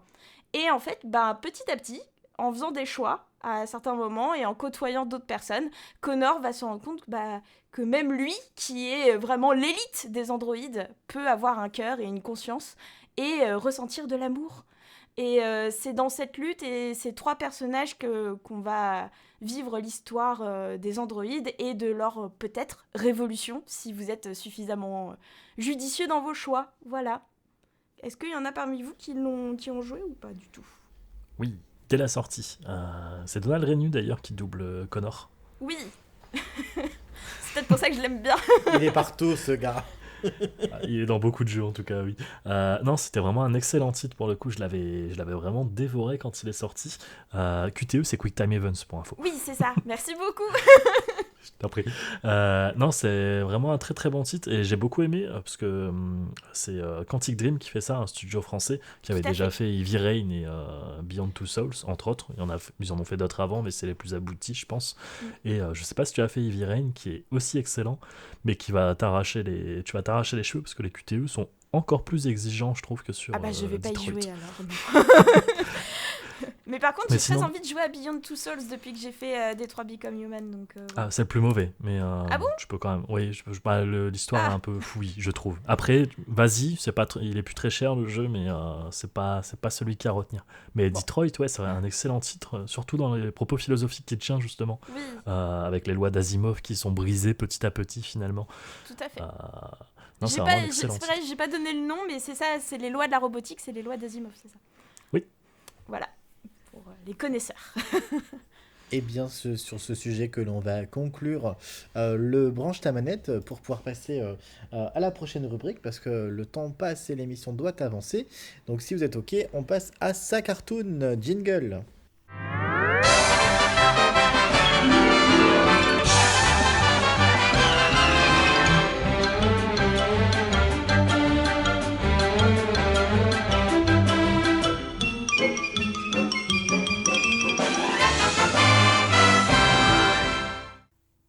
Et donc, si je ne me trompe pas, le dessin animé, alors si on peut appeler ça un dessin animé d'aujourd'hui, il a été choisi par Chernabox, c'est bien ça, hein ? Oui, alors ça, c'est un peu curieux de mettre ça dans la catégorie sa cartoon. Oui, Bon, bah oui, oui, mais je sais plus pourquoi. Bah en fait, c'est parce que du coup, je me souviens de t'avoir dit, tiens, il faudrait que tu trouves un dessin animé. Tu as proposé celui-ci, et du coup, et c'est après avoir vu le pilote, je confirme que non, ça n'a rien à faire dans sa cartoon, mais ce n'est pas grave. On le met là quand même, ça ça reste reste ça reste un dessin animé, donc voilà, un hein, dessin animé. c'est- Bah du coup, je te laisse nous présenter. C'est quoi? Tu peux nous en dire plus? C'est quoi? Oui, bah non, je ne vais pas vous en parler. Allez, débrouillez-vous. Non, donc il est question aujourd'hui, chers amis, de Devilman Crybaby, disponible sur Netflix. Alors, Devilman, c'est peut-être un nom qui parle à certains. C'est à la base un manga de Go Nagai, qui est l'auteur notamment de Goldorak et de plein d'autres choses. C'est un manga qui est sorti au début des années 70 et qui a été un franc succès, même s'il a fait très polémique à l'époque de sa sortie. Tu m'étonnes. C'est déjà la version d'origine était quand même assez osée, on va dire. Et en fait, Devilman Crybaby, c'est une sorte de reboot, en fait. C'est une nouvelle adaptation modernisée et intégrale cette fois, parce que le manga avait déjà été adapté. Alors, il y a eu une série animée d'une cinquantaine d'épisodes, je crois, qui a été produite à l'époque, mais elle est jamais sortie en France, hein, et moi je n'ai bien évidemment pas vu, mais bon, qui a l'air d'avoir très peu de rapport en termes d'histoire et tout ça, enfin ça a l'air de quelque chose de totalement différent. Par contre, il y a eu des OAV dans les années fin 80, début 90, si je dis pas de bêtises. Il y en a eu deux et qui adaptaient le début du manga de manière assez fidèle, qui était très sympathique. Je les ai vus du coup là récemment, et c'est très très sympa. Mais pour une raison inconnue, ils n'ont pas adapté tout le manga, ça s'arrête vraiment au début, ce qui est très dommage. Et il y a eu d'autres choses comme ça. Il y a eu des crossovers aussi avec Goldorak. C'est assez compliqué, hein, l'univers de Gonagai. Je ne vais pas rentrer dans les détails, parce que même moi je m'y perds. Mais J'ai du mal à voir le rapport entre Goldorak entre cet anime bah, et pourtant, Goldorak. il y a eu, je crois, notamment un film. D'accord. Ou avec Messenger. J'avoue, je connais très mal tous ces univers-là. Mais bon, enfin, en tout cas, je sais que c'est le même auteur à la base. Et dans Devilman Crybaby, bah, du coup, donc, ça y est, une adaptation qui adapte le manga en entier. Donc il y a un début, il y a une fin. Alors, il y a eu beaucoup de liberté prise quand on parlait d'eux, et donc, notamment bah, le cadre beaucoup plus moderne, parce que dans Devilman Crybaby se passe de nos jours, donc ça, avec tout ce que ça implique. Donc, il y a les téléphones portables, les réseaux sociaux, même un groupe de rappeurs à un moment, un des personnages qui rappent, dont plusieurs sont joués par des vrais rappeurs hein, dans la version japonaise. Mais par contre, alors c'est vrai que ça peut effrayer au départ, on se dit, tiens, c'est une drôle d'idée, mais en fait, non, non, pas du tout, ça fonctionne très bien. Moi, j'ai même envie de dire que c'est un exemple de modernisation, entre guillemets. Parce que c'est pas gratuit, c'est pas là juste pour la vitrine, quoi. Non, non, ça apporte vraiment quelque chose à cette histoire-là, quoi. L'apport des réseaux sociaux, la communication, tout ce que ça implique. C'est très très bien exploité et on se rend compte, alors c'est sur le papier il y a beaucoup de différences, mais au final c'est même pour un puriste du manga c'est pas si choquant parce que l'esprit est parfaitement respecté et au final ça fait deux versions qui se complètent assez bien je trouve. Parfois il y a même des clins d'œil au manga avec certains personnages, enfin c'est assez compliqué d'en parler, parce que je vais bien évidemment pas vous gâcher certaines choses, mais quand on compare les deux versions, c'est assez intéressant en tout cas de voir ce qui a été fait. Alors je précise aussi, je connais pas mal de gens qui ont été freinés par l'aspect graphique. C'est vrai que c'est assez particulier hein, le style d'animation. Ça a été réalisé par son nom m'échappe, là je suis pas doué, mais attendez, je vais retrouver Masaki Masaaki Yuasa. Yuasa. Tout à fait, oui, oui, qui a réalisé quelques films d'animation, notamment Lou et l'île aux sirènes récemment.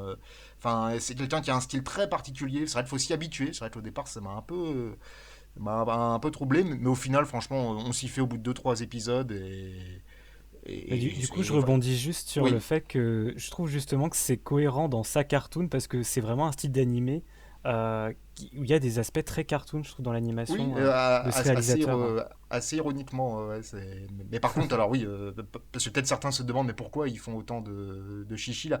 Parce qu'on va donc le dire clairement, Devilman, que ce soit la version d'origine, le manga C'est pas pour les enfants. ou cette adaptation, c'est gore, il y a du sexe assez explicite, c'est assez déprimant même on va dire hein, je sais même je pense même qu'on peut le dire non ça va pas se finir très bien il faut pas s'attendre à un happy end quelle que soit la version hein. Donc voilà on regarde pas ça pour pour prendre espoir en l'humanité si j'ose dire même si bon c'est pas non plus il y a quand même certaines scènes un peu optimistes hein, dans le lot, mais bon, voilà, c'est assez sombre, voilà, pour résumer, voilà, faut y être préparé. Il y a vraiment des scènes, même en manga, hein, rien que le manga, on peut dire oui, c'est vieux, ça, des années 70, bah, je peux vous dire, il y a des scènes. Dire, ça a inspiré beaucoup de choses. Hein. Je terminerai là-dessus, avant de vous laisser la parole à d'autres, mais faut se rendre compte que là, je parle du coup du manga, ça a inspiré énormément. Sans Devilman, il n'y aurait pas eu Evangelion, là, notamment la fin, c'est clairement inspiré de ça. Berserk aussi, Kentaro Miura, reconnaît volontiers qu'il s'en est beaucoup inspiré. Donc voilà, ça a vraiment été. C'est une date clé, hein, franchement, Devilman. Donc, Avant de vous laisser la parole, je vais juste en parler rapidement parce que alors je vais vous être honnête, je n'ai vu que le premier épisode. J'ai eu du mal à vouloir me lancer dedans, que Tetsuya lui le faisait de son côté, et j'ai regardé l'épisode 1 aujourd'hui. Et ben je vous confirmerai que je n'irai pas plus loin. J'ai été, mais j'ai J'en regardé ce étais truc. sûre. Ah non, mais j'ai regardé ça et je me suis dit, déjà, alors moi, le style d'animation, mais oh, j'étais totalement averti, ça me plaisait pas du tout. Je pense que je suis pas du tout le public cible, mais vraiment pas du tout. Et alors là, mais quand il y avait, alors juste cet épisode-là où il y avait toutes ces scènes d'orgie sexuelle avec des démons qui sortent de là et les trucs où ils se. Mais j'avais l'impression de voir Saw version dessin animé, mais avec un film porno mélangé là-dedans. Enfin, c'était. ah oui, alors, Très dur. je reprends juste la parole vers moi très vite fait, parce que je me rends compte que j'ai même pas parlé de l'histoire avec tout ça. J'ai parlé de l'histoire autour, mais pas du scénario. Je le résume très rapidement. En gros, ça parle de Akira, un jeune garçon tout mignon, tout plein, tout gentil, mais vraiment angélique presque. Et un jour, il y a un de ses amis qui s'appelle Rio, qui est un garçon un peu étrange, et Pas qui vient le voir étonnant. et qui lui explique en gros que les démons vont réapparaître sur Terre et qui en gros lui propose quelque chose, il lui propose de participer à une espèce de sabbat ou une espèce d'orgie et pour attirer un démon et en gros son idée c'est que Akira fusionne avec un démon mais comme il a un cœur pur et tout ça il va réussir à fusionner avec ce démon là tout en gardant sa conscience d'humain et du coup il devient ce qu'on appelle Devilman, l'homme démon, voilà. Et bah du coup, ouais, moi je me suis arrêté là, à ce premier épisode, et c'est vrai que quand j'ai vu ça, j'ai dit à Kiyotechi, j'ai dit non mais enfin, il le savait, hein, il avait déjà deviné dès l'instant qu'il a lu regarder de son côté que j'allais détester, donc voilà, moi tout ce que j'ai à dire c'est que ce n'est malheureusement pas du tout un des animés pour moi, donc je laisse la parole à peut-être, est-ce que parmi vous il y en a qui n'ont pas aimé du tout? Mitigé, moi. J'ai des Bah points vas-y, prends la négatifs parole. à mettre sur Devilman parce que j'en ai entendu tellement de bien et j'ai eu une déception immense à la fin. Je m'explique. Je Sans trouve que spoiler. Devilman, oui, sans spoiler, je trouve que Devilman est un animé qui mérite vraiment toutes les éloges qu'on lui fait parce qu'il y a des messages très très forts qui sont donnés dans l'animé sur l'humain en lui-même. Il y a beaucoup de réflexions qui sont faites sur nous les hommes, les choix qu'on fait, etc. Et vraiment, c'est très beau tous les messages qu'il y a, mais pour moi, ça s'adresse uniquement qu'à une cible. La manière dont les messages sont traités ne peuvent pas toucher un grand public. C'est un traitement qui fait que forcément, il y a des gens qui vont être laissés pour compte. Et par exemple, Aldric en fait partie. Parce que le traitement très trash, etc., ça t'a pas plu. Et je l'entends, mais ça, on va dire que c'est un peu... si tu passes pas le premier épisode, ça veut dire que vraiment la série n'est pas faite pour toi et c'est pas grave. Moi, par contre, le côté trash, etc., moi, ça m'a jamais dérangé. Vraiment, je m'en fous, je regarde la série, ça me fait ni chaud ni froid. Vraiment, je regarde tout avec les yeux grands ouverts et je me dis, ok, quelles sont les images, les messages cachés. Et je trouvais que des fois, j'avais vraiment une déception.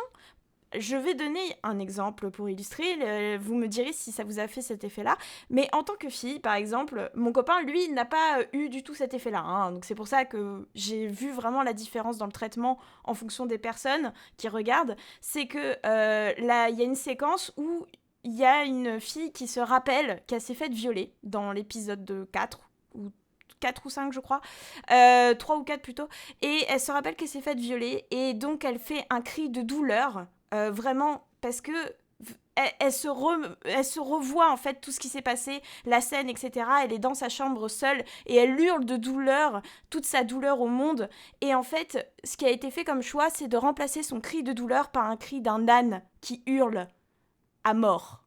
Et j'ai trouvé ça, mais tellement dégueulasse, Je me suis dit, mais à quel moment? Et en plus, il n'y a pas de traitement après pour dire, oui, c'est, je sais pas, la misogynie, j'en sais rien, l'incompréhension du monde. Non, c'est juste après, il y a un connard qui va dire, ouais, j'ai entendu un animal beugler dans les immeubles. C'est tout ce que tu trouves à dire. C'est ça l'image que vous donnez d'une femme qui s'est faite violer. Alors qu'à côté, il y avait des messages hyper forts qui ont été très bien traités. Et je trouvais qu'il y avait des moments, mais vraiment, ça se perdait. Et je me suis dit, mais non, mais...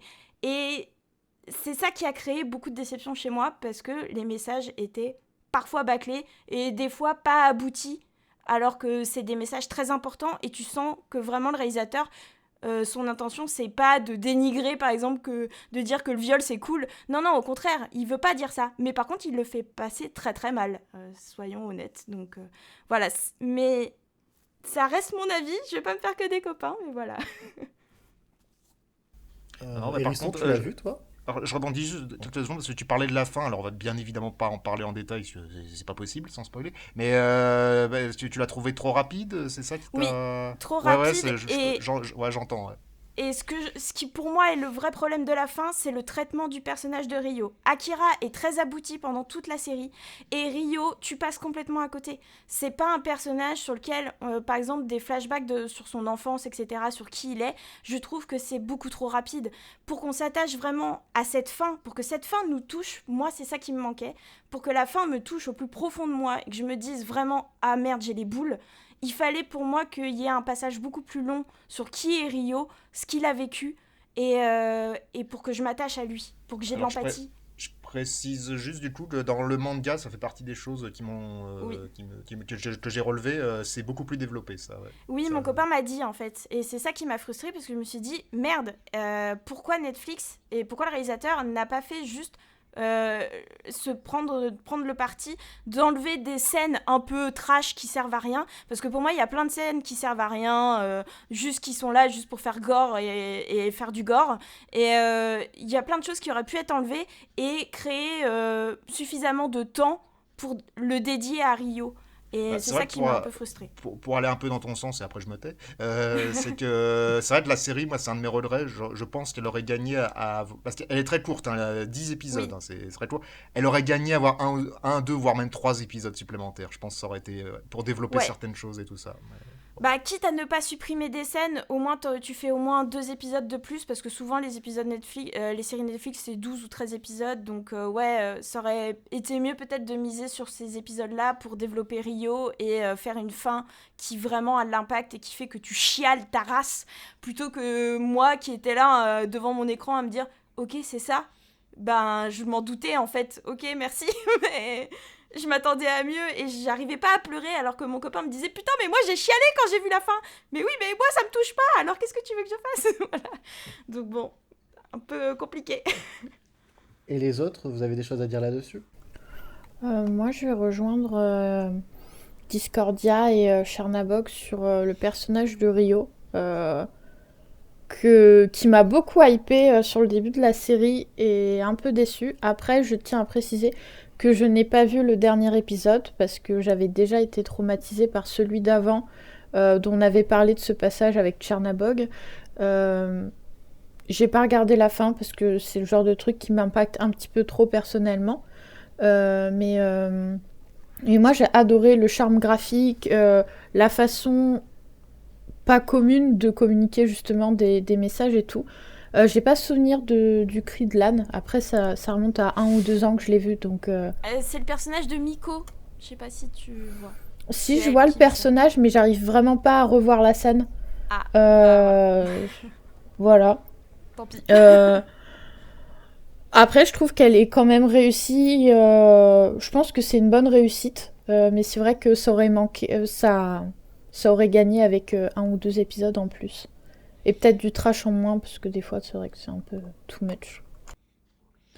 Et Kyotenchi, donc je sais que toi, il te reste 2 épisodes à regarder. Il m'en reste un, du coup j'ai fini Ah. le 9e tout à l'heure. Je vais regarder du coup la fin juste après le podcast, je pense. Globalement, ça m'a plu. Alors, j'avoue que après le premier épisode, j'ai failli décrocher. Je me suis dit, je vais pas perdre mon temps à regarder ça, c'est chelou. Euh, j'ai mieux à faire. Puis j'ai quand même un petit peu continué. Et juste l'épisode 2, ça a suffi à m'accrocher un peu plus. Et après, j'ai enchaîné assez naturellement. Pareil, je trouve qu'il y a pas mal de choses qui vont trop vite. Moi, je vais pas mentir. Là, je vais entamer l'épisode 10. Je n'ai toujours rien compris aux motivations de Rio, pour le coup. Donc, Ah bah, on tout verra est dans le bien ce que le dernier 10e épisode. Oui, épisode. tu auras Ok. une réponse dès la première scène, si ça peut te rassurer. Ah, bon, parfait, parce que moi, j'ai vraiment rien bité à ce Ah, qu'il voulait mais faire, ce j'étais bonhomme. pareil que toi. Il me paraissait très charmant au premier abord. Après, je l'ai vu, j'ai dit, mais c'est juste un connard, en fait. Je comprends pas, c'est quoi ses motivations? Et là, ouais, j'étais un peu confus à la fin du 9. Je dis, bon, ok. Mais après, c'est une série qui est très poignante et émotionnellement, c'est assez lourd à porter. Je pense à une scène notamment. Je vais juste parler du papa. Je pense que du coup, vous imaginez la scène. Moi, j'étais devant cette scène, j'étais en larmes devant mon écran. Je dis, mais c'est atroce ce qui lui arrive, le pauvre. Et non, bref, c'est vraiment très très riche et c'est rare qu'un animé me fasse cet effet pour le coup en termes d'émotion, pouvoir passer presque du dégoût à la tristesse, à la joie en disant tiens, il y a peut-être de l'espoir finalement, les messages philosophiques qui sont portés. C'est pessimiste, en même temps il y a toujours un brin d'optimisme, oui, en disant tiens, ok, on peut peut-être s'en sortir finalement. Et Valou, pour conclure, du coup, quand t'as pas trop entendu sur le sujet. Oui, bah du coup, moi j'ai bien aimé, mais pour dire que j'ai bien aimé, il a vraiment fallu que j'aille jusqu'au bout du truc. Parce que je pense un peu comme beaucoup de vos expériences, c'est très difficile, je trouve, au début d'accrocher au truc. Et au final, bon, moi c'est vraiment à partir, je pense, de l'épisode 7, voilà, enfin, dans les Zola, où vraiment il y a des trucs très poignants et très forts. Et c'est là, à ce moment-là, où moi, enfin, où là vraiment le sens de la chose a été prise, quoi. Du coup. C'est vraiment à partir de là que j'ai retenu un peu cet animé-là, quoi, clairement. Mais il faut réussir à aller jusque-là déjà, donc ça c'est déjà pas évident. Et après, il faut supporter aussi, comme dit, le côté très, très malaisant, très malsain de tout ce qui se passe, quoi. Ouais. Bah, je pense qu'on a une bonne représentation tous les six de toutes les expériences, hein. Ceux qui n'ont pas dépassé le pilote comme moi, ceux qui n'ont pas été jusqu'à la fin comme Hérisson, ceux qui y sont allés comme, comme les autres.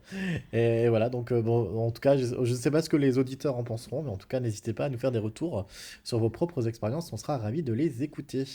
Bah, si ça vous va, on enchaîne avec le club lecture. Oui, un peu plus de joie de vivre. Oui, Je sais pas. Jingle. Délivrez-vous des histoires à l'imparfait. Délivrez-vous ou le futur inventé. Donc de la joie de vivre, vous connaissez le principe du club de lecture. Chacun présente son livre en moins de 2 minutes, les autres n'interviennent pas, et la personne qui n'a pas de livre à présenter vote. Et c'est encore Discordia cette semaine qui va voter, c'est bien ça? Oui, j'adore voter. Oh, et ben du coup, écoute. Comme dans The écoute. Voice. On veut le buzzer et on veut le retournement de fauteuil, avec les Parfait. cheveux qui volent dans le vent. Je le ferai, mais vous me verrez pas, voilà. Eh ben, tu feras un gif de toi-même, et je mettrai le gif dans la vidéo du podcast. Super. Eh ben du coup, je vous propose à ce que je regarde quel livre donne le plus de joie de vivre. Ben, je vais commencer à présenter le mien, tiens. Donc moi, je vais vous parler de quelque chose que vous connaissez tous, hein, clairement. C'est la saga Harry Potter. Mais si j'en parle aujourd'hui, c'est parce que ces derniers mois, Kyo Tenchi, il est généreux et il m'offrait chaque mois une version illustrée par Jim Kay de Harry Potter. Donc voilà, qu'est-ce que c'est? En fait, c'est un artiste, un illustrateur qui, on lui a commandé en fait des illustrations pour les livres Harry Potter. Donc sorte de très très très très jolis livres, très grand format, avec donc des illustrations à l'intérieur pour illustrer donc les personnages tels qu'ils les voient. Donc ne vous attendez pas à avoir des copies conformes, hein, de Emma Watson, Daniel Radcliffe et les autres. C'est vraiment, ils s'inspirent des descriptions pour représenter les personnages.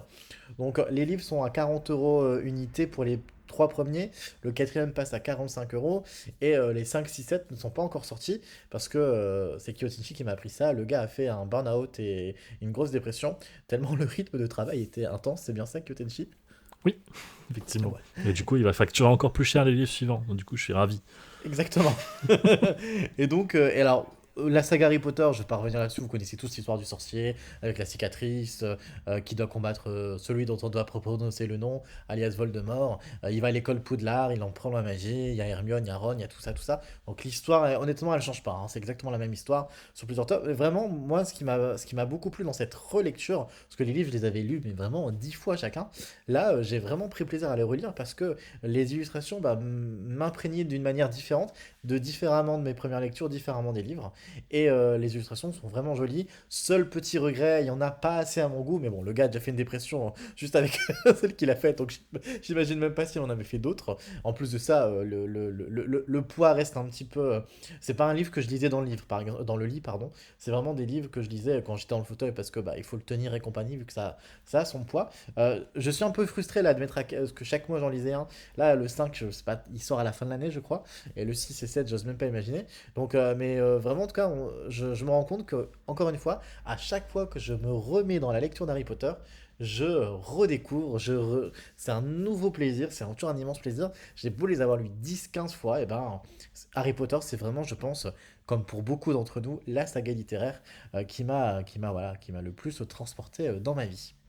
Ceci étant dit, je passe le relais, je passe la parole à Kyotenshi. Et Kyotenshi, quand tu auras fini, tu passes la parole à qui tu veux.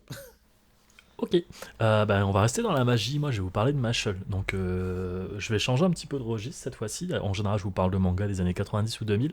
Là, je vais prendre un manga qui a été publié en 2021, donc en avril, hein, c'était le mois dernier.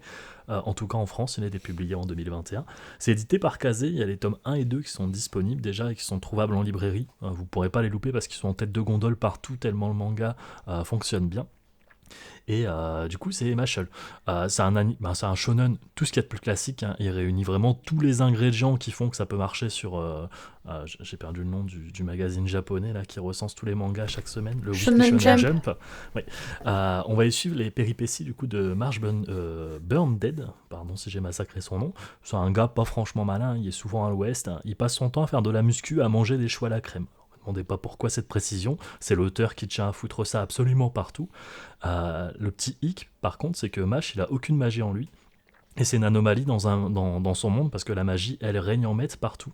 À tel point qu'ils vont même. Il y a une police qui va aller tuer les gens qui sont dépourvus de la marque du sorcier. Chaque sorcier possédant une marque dès la naissance. Malheureux hasard, la police de la magie, elle va trouver Mash pendant qu'il se balade en ville à la recherche de ses choux à la crème préférés. Il y a un combat qui s'ensuit. Qui est normalement sans issue, hein, vu que c'est un moldu, si je dois reprendre le terme d'Harry Potter. Mais la police, elle va vite déchanter, par contre, parce qu'elle va voir que l'adolescent, lui, il dévie les sorts d'un simple revers de main, comme ça lui faisait strictement rien. Et l'officier de police, il va se retrouver vachement intrigué, et il va mettre Mash au défi de devenir un élu sacré de l'école de magie, la plus grosse du pays. S'il y parvient, du coup, il va survivre, ainsi que son père adoptif qui est menacé, et s'il échoue, quick pour les deux en l'occurrence. Et c'est à compter de ce moment-là que le manga il va vraiment décoller. C'est une parodie sans vergogne d'Harry Potter, hein, je vais pas vous mentir. Il y a l'école de sorciers, il y a les différentes années chez les sorciers. Le directeur, c'est une copie carbone de Dumbledore. Il va suivre des cours de potions, de sorcellerie. Il y a les différentes maisons. Bon, c'est pas Gryffondor, Serpentard, mais c'est le même style. Et le bestiaire est quasiment repris trait pour trait d'Harry Potter. C'est un parti pris qui va déplaire à certaines personnes, hein. J'ai vu pas mal de critiques mitigées sur le net là-dessus, mais pour moi ça a vachement bien fonctionné. J'ai dévoré les pages les unes après les autres. On découvre du coup, vu que c'est les tomes 1 et 2, les comparses de Mash, qui sont ses rivaux, ses ennemis, Mash pour l'instant, c'est peut-être l'inconvénient, il est jamais mis en défaut pour le moment. C'est presque One Punch Man cross Harry Potter. Lui, il voit des magiciens, il leur casse la gueule, hein, tout simplement à la force de ses points, parce que pourquoi se faire chier à faire de la magie, il n'en a pas besoin. Et il y a des scènes totalement loufoques où, vu qu'il sait pas faire de magie, il peut pas faire voler son balai magique, hein, plutôt que le faire voler, il va agiter les jambes très très fort jusqu'à ce que son balai il est vite avec lui, et il va pouvoir faire l'équivalent du Quidditch du coup, dans le manga, juste en agitant très très rapidement ses jambes. Le manga a super bien marché sur moi, j'ai qu'une hâte, c'est pouvoir lire la suite. Donc le tome 3, lui, il va sortir le 2 juin, et petit clin d'œil, hein, si vous souhaitez me l'offrir, c'est le jour de mon anniversaire. Et voilà pour moi. Eh bien, voilà, vous le savez, on fêtera l'anniversaire de Kyotenshi le 2 juin. À qui tu passes la parole? Je vais passer la parole à Blue Period, Hérisson. Bien, moi aussi, je vais être sur un manga qui me touche un peu particulièrement. Un petit peu comme le manga de Kyotenshi, il est super récent. Il y a 2 tomes qui sont sortis et ma maman me les a achetés. Et du coup, c'est un manga qui va parler d'un personnage. C'est une entrée assez classique qui réussit un petit peu partout.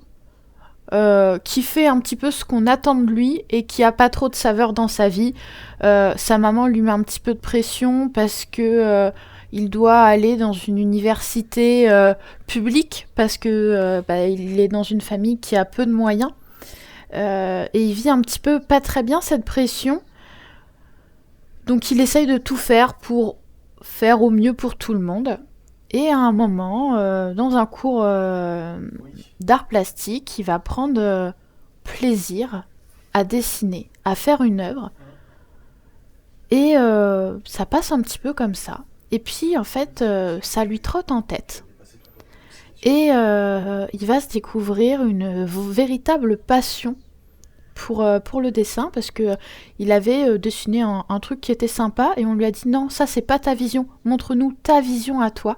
Et là, il prend un vrai plaisir à se consacrer en fait du temps pour lui, qui il est vraiment, et pas ce qu'on attend de lui.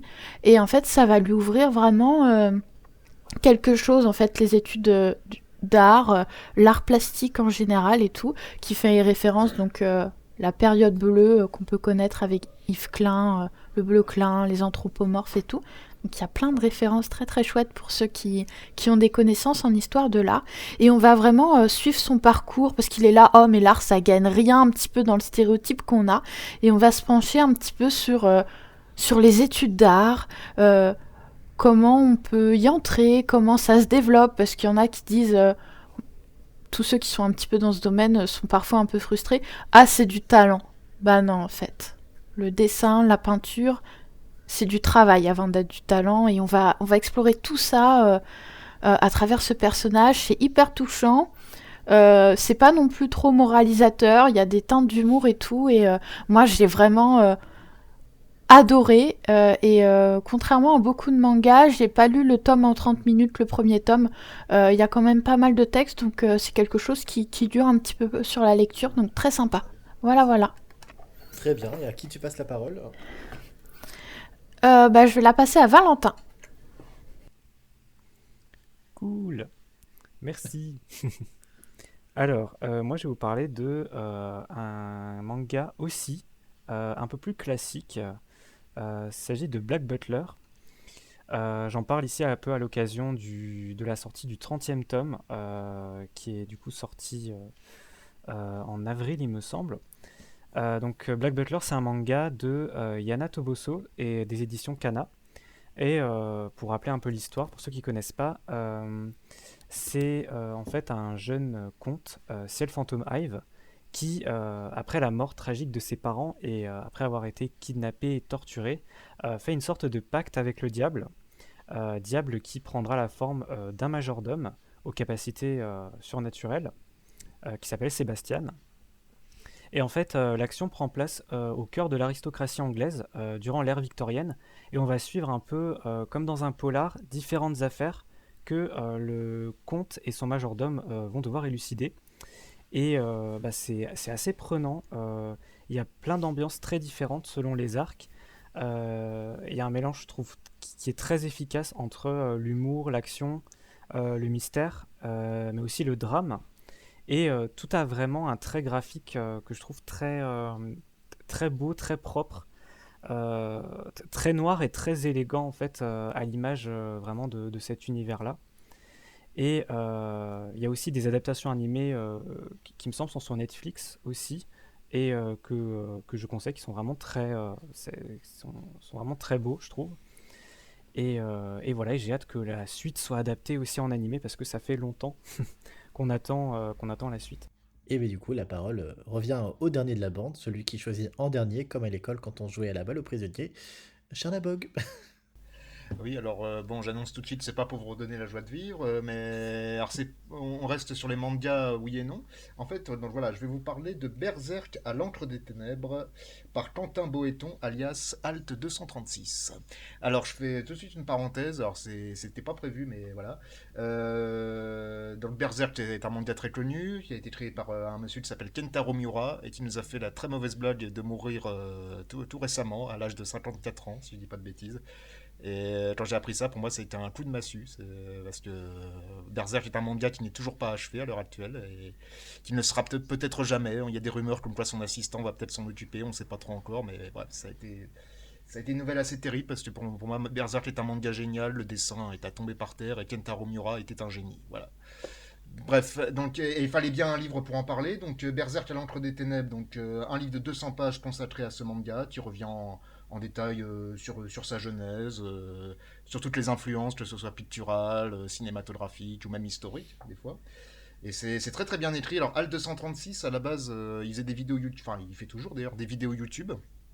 Et bon, qui sont très axés sur des univers un peu sombres de ce style-là, mais que moi j'aime beaucoup. Je l'avais découvert. Il avait fait une vidéo sur Berserk d'ailleurs, qui était assez géniale. Il a fait une vidéo aussi sur Bloodborne et Dark Souls. Les jeux From Software sont également des indispensables pour ceux qui aiment ce genre d'univers. Donc c'est très très bien écrit, c'est assez pointu sans jamais être indigeste. Alors il y a très peu d'illustrations, mais il y a quand même 2-3 images de tableaux qui ont pu inspirer Miura, notamment ceux de Jérôme Bosch. Si vous voulez faire des cauchemars, regardez les tableaux de Jérôme Bosch avant d'aller vous coucher. Et je vais conclure, je vais juste lire un court passage qui m'a beaucoup fait rire, ironiquement, parce que justement, à un moment, il parle de l'humour dans Berserk, et il explique un peu, alors je lis juste ce passage-là qui clôture ce chapitre. Il était sûrement nécessaire pour lui, c'est-à-dire l'auteur, de s'aménager un espace détente au beau milieu de cette œuvre infernale. C'est aussi peut-être une façon de ménager son public, de lui offrir un peu de répit avant de nouvelles horreurs. Si, comme l'a dit un jour le réalisateur Chris Marker, l'humour est la politesse du désespoir, alors l'humour a toute sa place dans Berserk. Car après tout, un monde horrible sans quelqu'un pour en rire ne serait pas crédible. Merci beaucoup, Charnabog. Toujours en poésie avec toi. Et donc, Discordia, lequel de ces 5 livres t'as le plus tenté? Alors, franchement, vous avez tous quelque chose qui me plaît, mais il y en a un que je suis en train actuellement de regarder sur Amazon, et ce n'est pas pour rien, parce que j'ai très très envie de l'offrir à mon chéri, et je vais pas en dire plus parce qu'il m'entend sinon dans la pièce d'à côté, mais c'est le choix de Chernabog que je vais prendre parce que il connaît très bien aussi l'auteur qui est Alt 236 et il est fan de son univers, enfin de ses vidéos qu'il fait.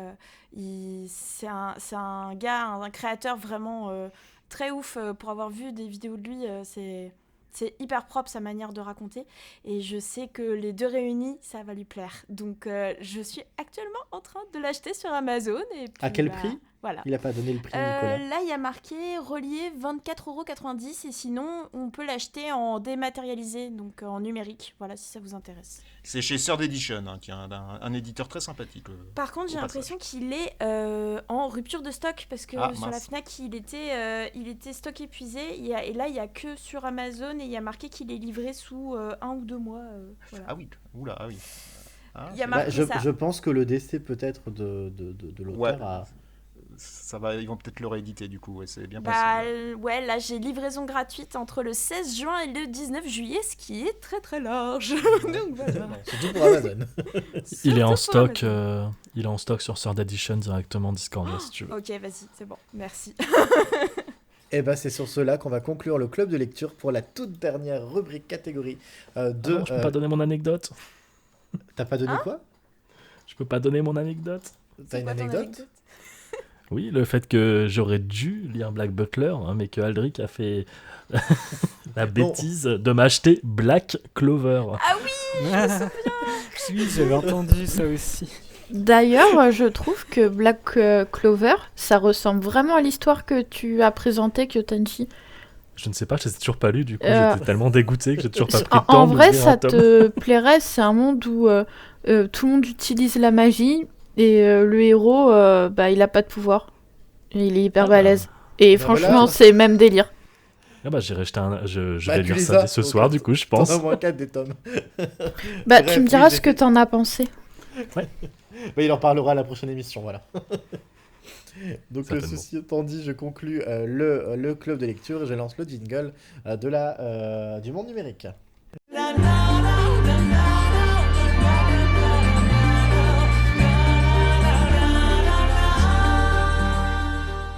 Donc, Monde Numérique, on vous présente, vous le savez, des découvertes du web que l'on a fait les uns et les autres, sauf Kyotenchi ce soir qui n'en a pas. Donc, Kyotenchi peut aller dormir, c'est bon. Et pour les autres, je vous propose de commencer par Hérisson. Que nous présentes-tu? Alors, je vais présenter Hermit Club. Qu'est-ce que c'est? C'est un site internet d'une de mes amies, Angela Kidam, qui présente le jeu de rôle solo. C'est une pratique du jeu de rôle qui est peu connue et qui va avoir son article dans le Casus No. C'est faire du jeu de rôle mais en solitaire. Et c'est pas forcément que des livres dont vous êtes le héros. Il y a plein de pratiques différentes et elle en parle justement dans son blog. Elle fait référence à des jeux, etc. Donc voilà, si une des raisons pour lesquelles vous faites pas de jeu de rôle, c'est ça. Si jamais vous avez que 20 minutes, vous savez pas quoi faire, elle présente aussi énormément de jeux de rôle solo très courts.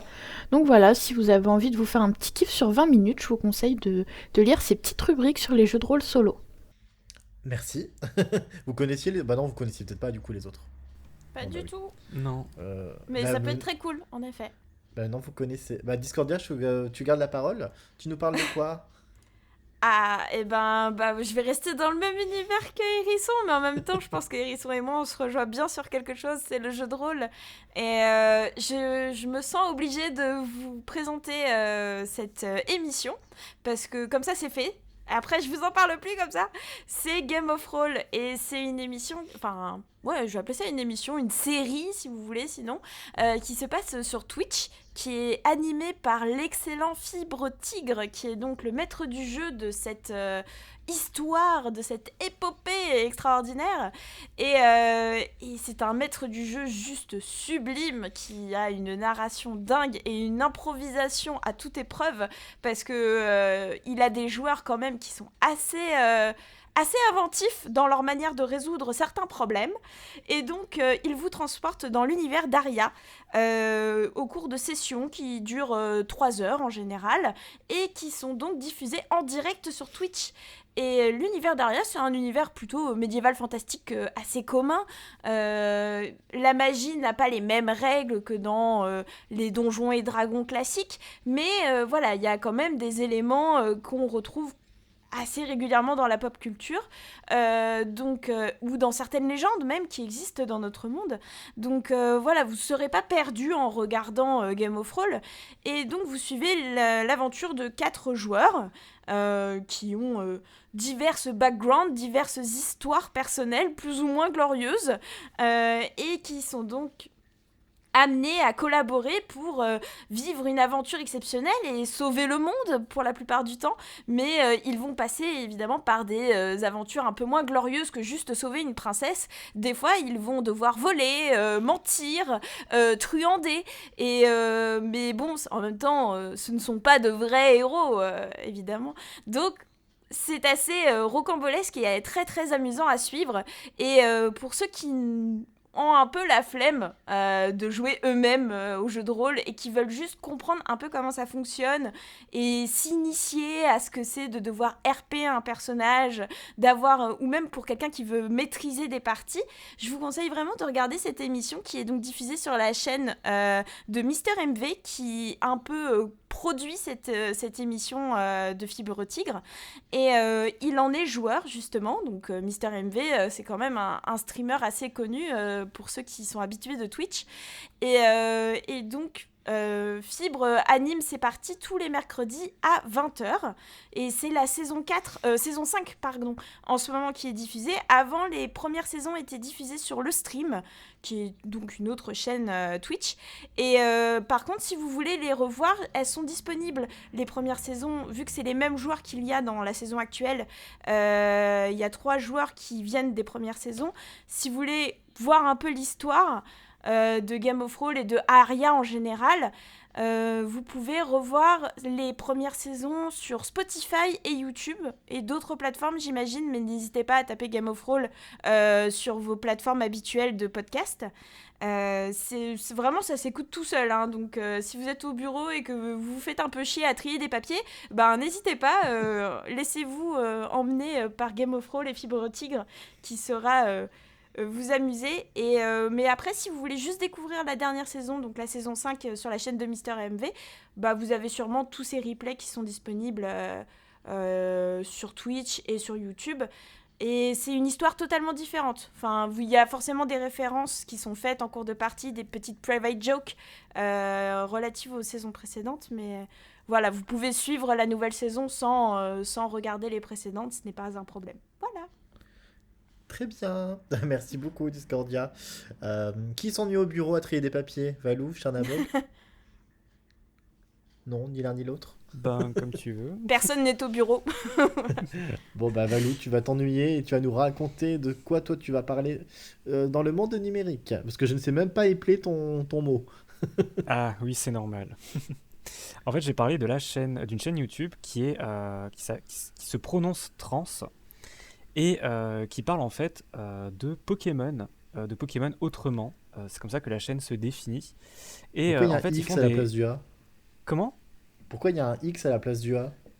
Ah, je sais pas, c'est pour le style. J'en sais rien, faut leur Ok. demander. Et en fait, du coup, c'est une chaîne Pokémon et ils font des vidéos surtout sur, en gros, les origines des designs des Pokémon ou comment s'est passée la conception des premiers jeux. Et c'est hyper bien documenté et c'est super bien retranscrit surtout. Chaque émission, on est vraiment plongé comme si on était dans un documentaire où, par exemple, quand il y a des extraits d'interviews des concepteurs, on a une voix off qui parle comme si on avait vraiment enregistré l'extrait audio à l'époque. Et ou quand ils parlent de la production des premiers jeux, on a une espèce de remise en situation. On voit d'anciens designs être ressortis, de vieux dossiers d'archives. Du coup, ça rend vraiment la vidéo hyper immersive. Et du coup, ouais, c'est vraiment une qualité de contenu qui est assez ouf, je trouve, hyper qualitative et hyper élégante et bien sûr hyper intéressante quand on est fan de Pokémon comme moi. Et le petit bonus, c'est qu'ils ont lancé plusieurs projets sur Ulule, dont le premier que je m'étais procuré, c'est une sorte de réédition du premier Trainer's Guide qu'il y avait dans les jeux Pokémon rouge et bleu, mais en beaucoup plus détaillé, avec plein de références sur les influences des lieux des jeux Pokémon, ou sur les dresseurs, avec plein d'artworks qu'ils ont refait de manière old school. Et c'est vraiment un très très bel objet. Et là récemment, ils ont lancé leur deuxième campagne, enfin leur deuxième livre qui s'intitule Le Livre du Verseau et qui est un grimoire sur le folklore et les inspirations des Pokémon. Et pareil, je me suis jeté dessus et tout le monde s'est jeté dessus. Le truc je crois qu'ils ont dépassé les objectifs. J'avais vu, je crois, ils ont atteint 1400% par rapport aux objectifs de base. Donc c'est vraiment un truc hyper attendu et qui va être hyper qualitatif, je pense. Mais tu sais que je connais. Alors, du coup, je savais pas que ça s'appelait Trans, mais je regarde leurs vidéos sans savoir que c'était eux. Et je suis tombé, en fait, il y a pas longtemps, il y a peut-être un mois, par hasard, sur une vidéo Aquaquack, un Pokémon pervers. Bon, en fait, j'ai vu. Elle m'a été proposée dans mon fil d'actualité. Bon, évidemment, fan de Psychoquack, j'ai regardé. Et du coup, je me suis dit, oh, mais c'est. Et je te rejoins, je trouvais ça très très bien construit comme vidéo. J'ai vraiment kiffé, j'en ai regardé deux, trois autres comme ça. Mais pas plus pour le moment. Et j'ai vraiment beaucoup accroché au style de la mise en forme, en tout cas. Ouais, c'est bien fait visuellement et tout, ouais. D'autres connaissaient, non? Pas du tout. Mais Très ça a le bien. mérite d'être intéressant, en effet, pour les fans de Pokémon. Je trouve Tout ça à cool. fait. Chernabog, à toi la parole et je conclurai la rubrique avec ma chose. Est-ce bien raisonnable? D'accord. Je ne sais pas. Alors moi, je vais C'est vous comme parler ça que tu de... l'appelles. Oui. Voilà. Je vais vous parler de Lionel Camille. Alors, j'en parle au sens large parce qu'il a une chaîne YouTube, mais ce n'est pas, comment dire, le seul endroit où on peut le retrouver, parce que c'est aussi un auteur de livres, et il intervient aussi beaucoup sur une autre chaîne YouTube qui s'appelle Nurea TV.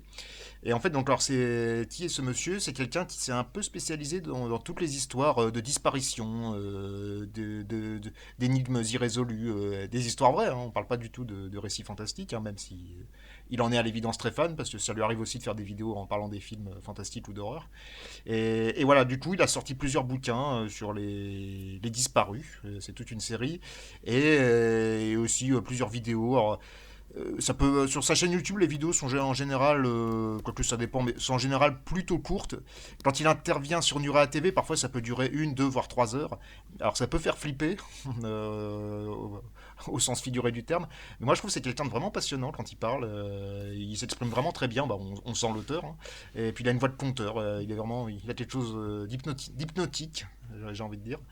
Et voilà, donc si vous êtes comme moi, que vous aimez bien le mystère, les histoires un peu sordides, on n'a pas le fin mot de l'histoire, justement, et vous faire un petit trip comme ça, bah, Lionel Camille, donc soit sa chaîne YouTube, soit oui, la chaîne Nurea TV où il est beaucoup intervenu, ou alors carrément, vous pouvez aussi aller vous offrir ces bouquins. Voilà.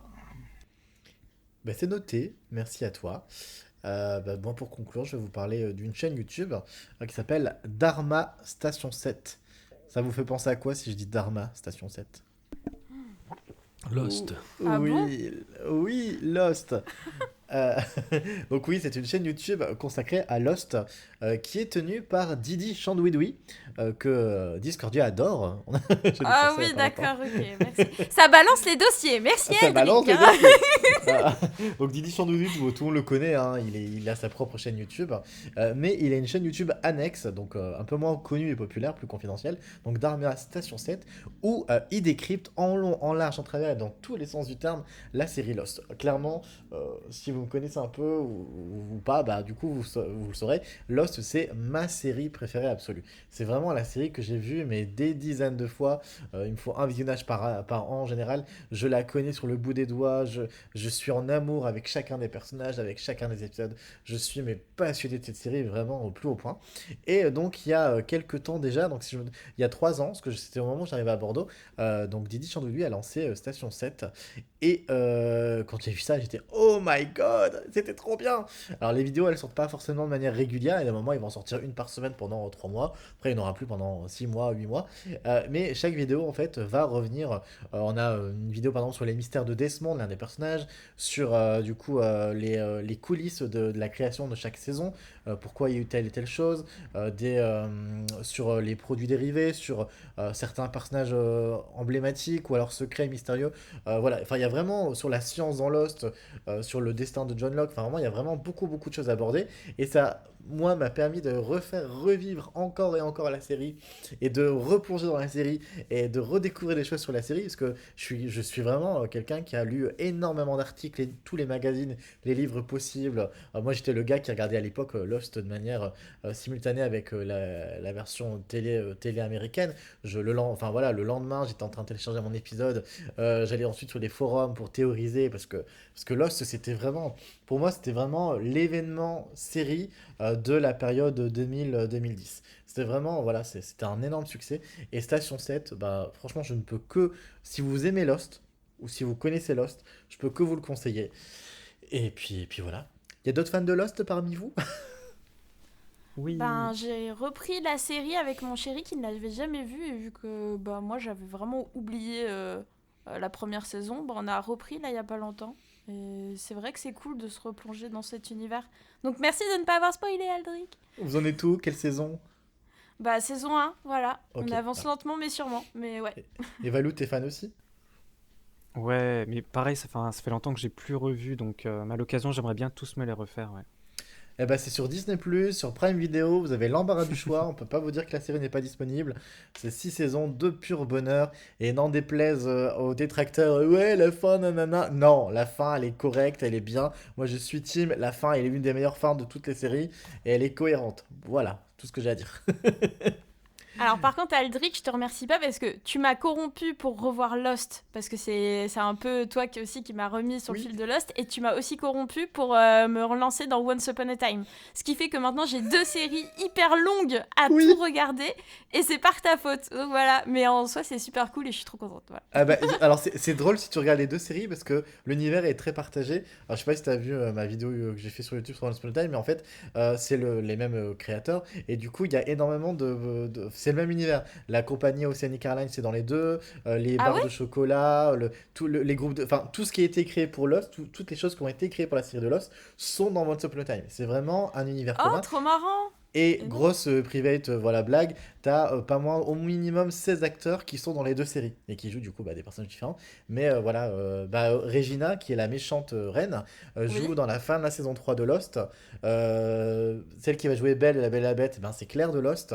Saïd de Lost. Ah, mais oui Je viens de la reconnaître maintenant que tu me le dis. Hurley va jouer un géant. T'as Saïd qui va jouer Jafar de Aladdin. No spoil, arrête.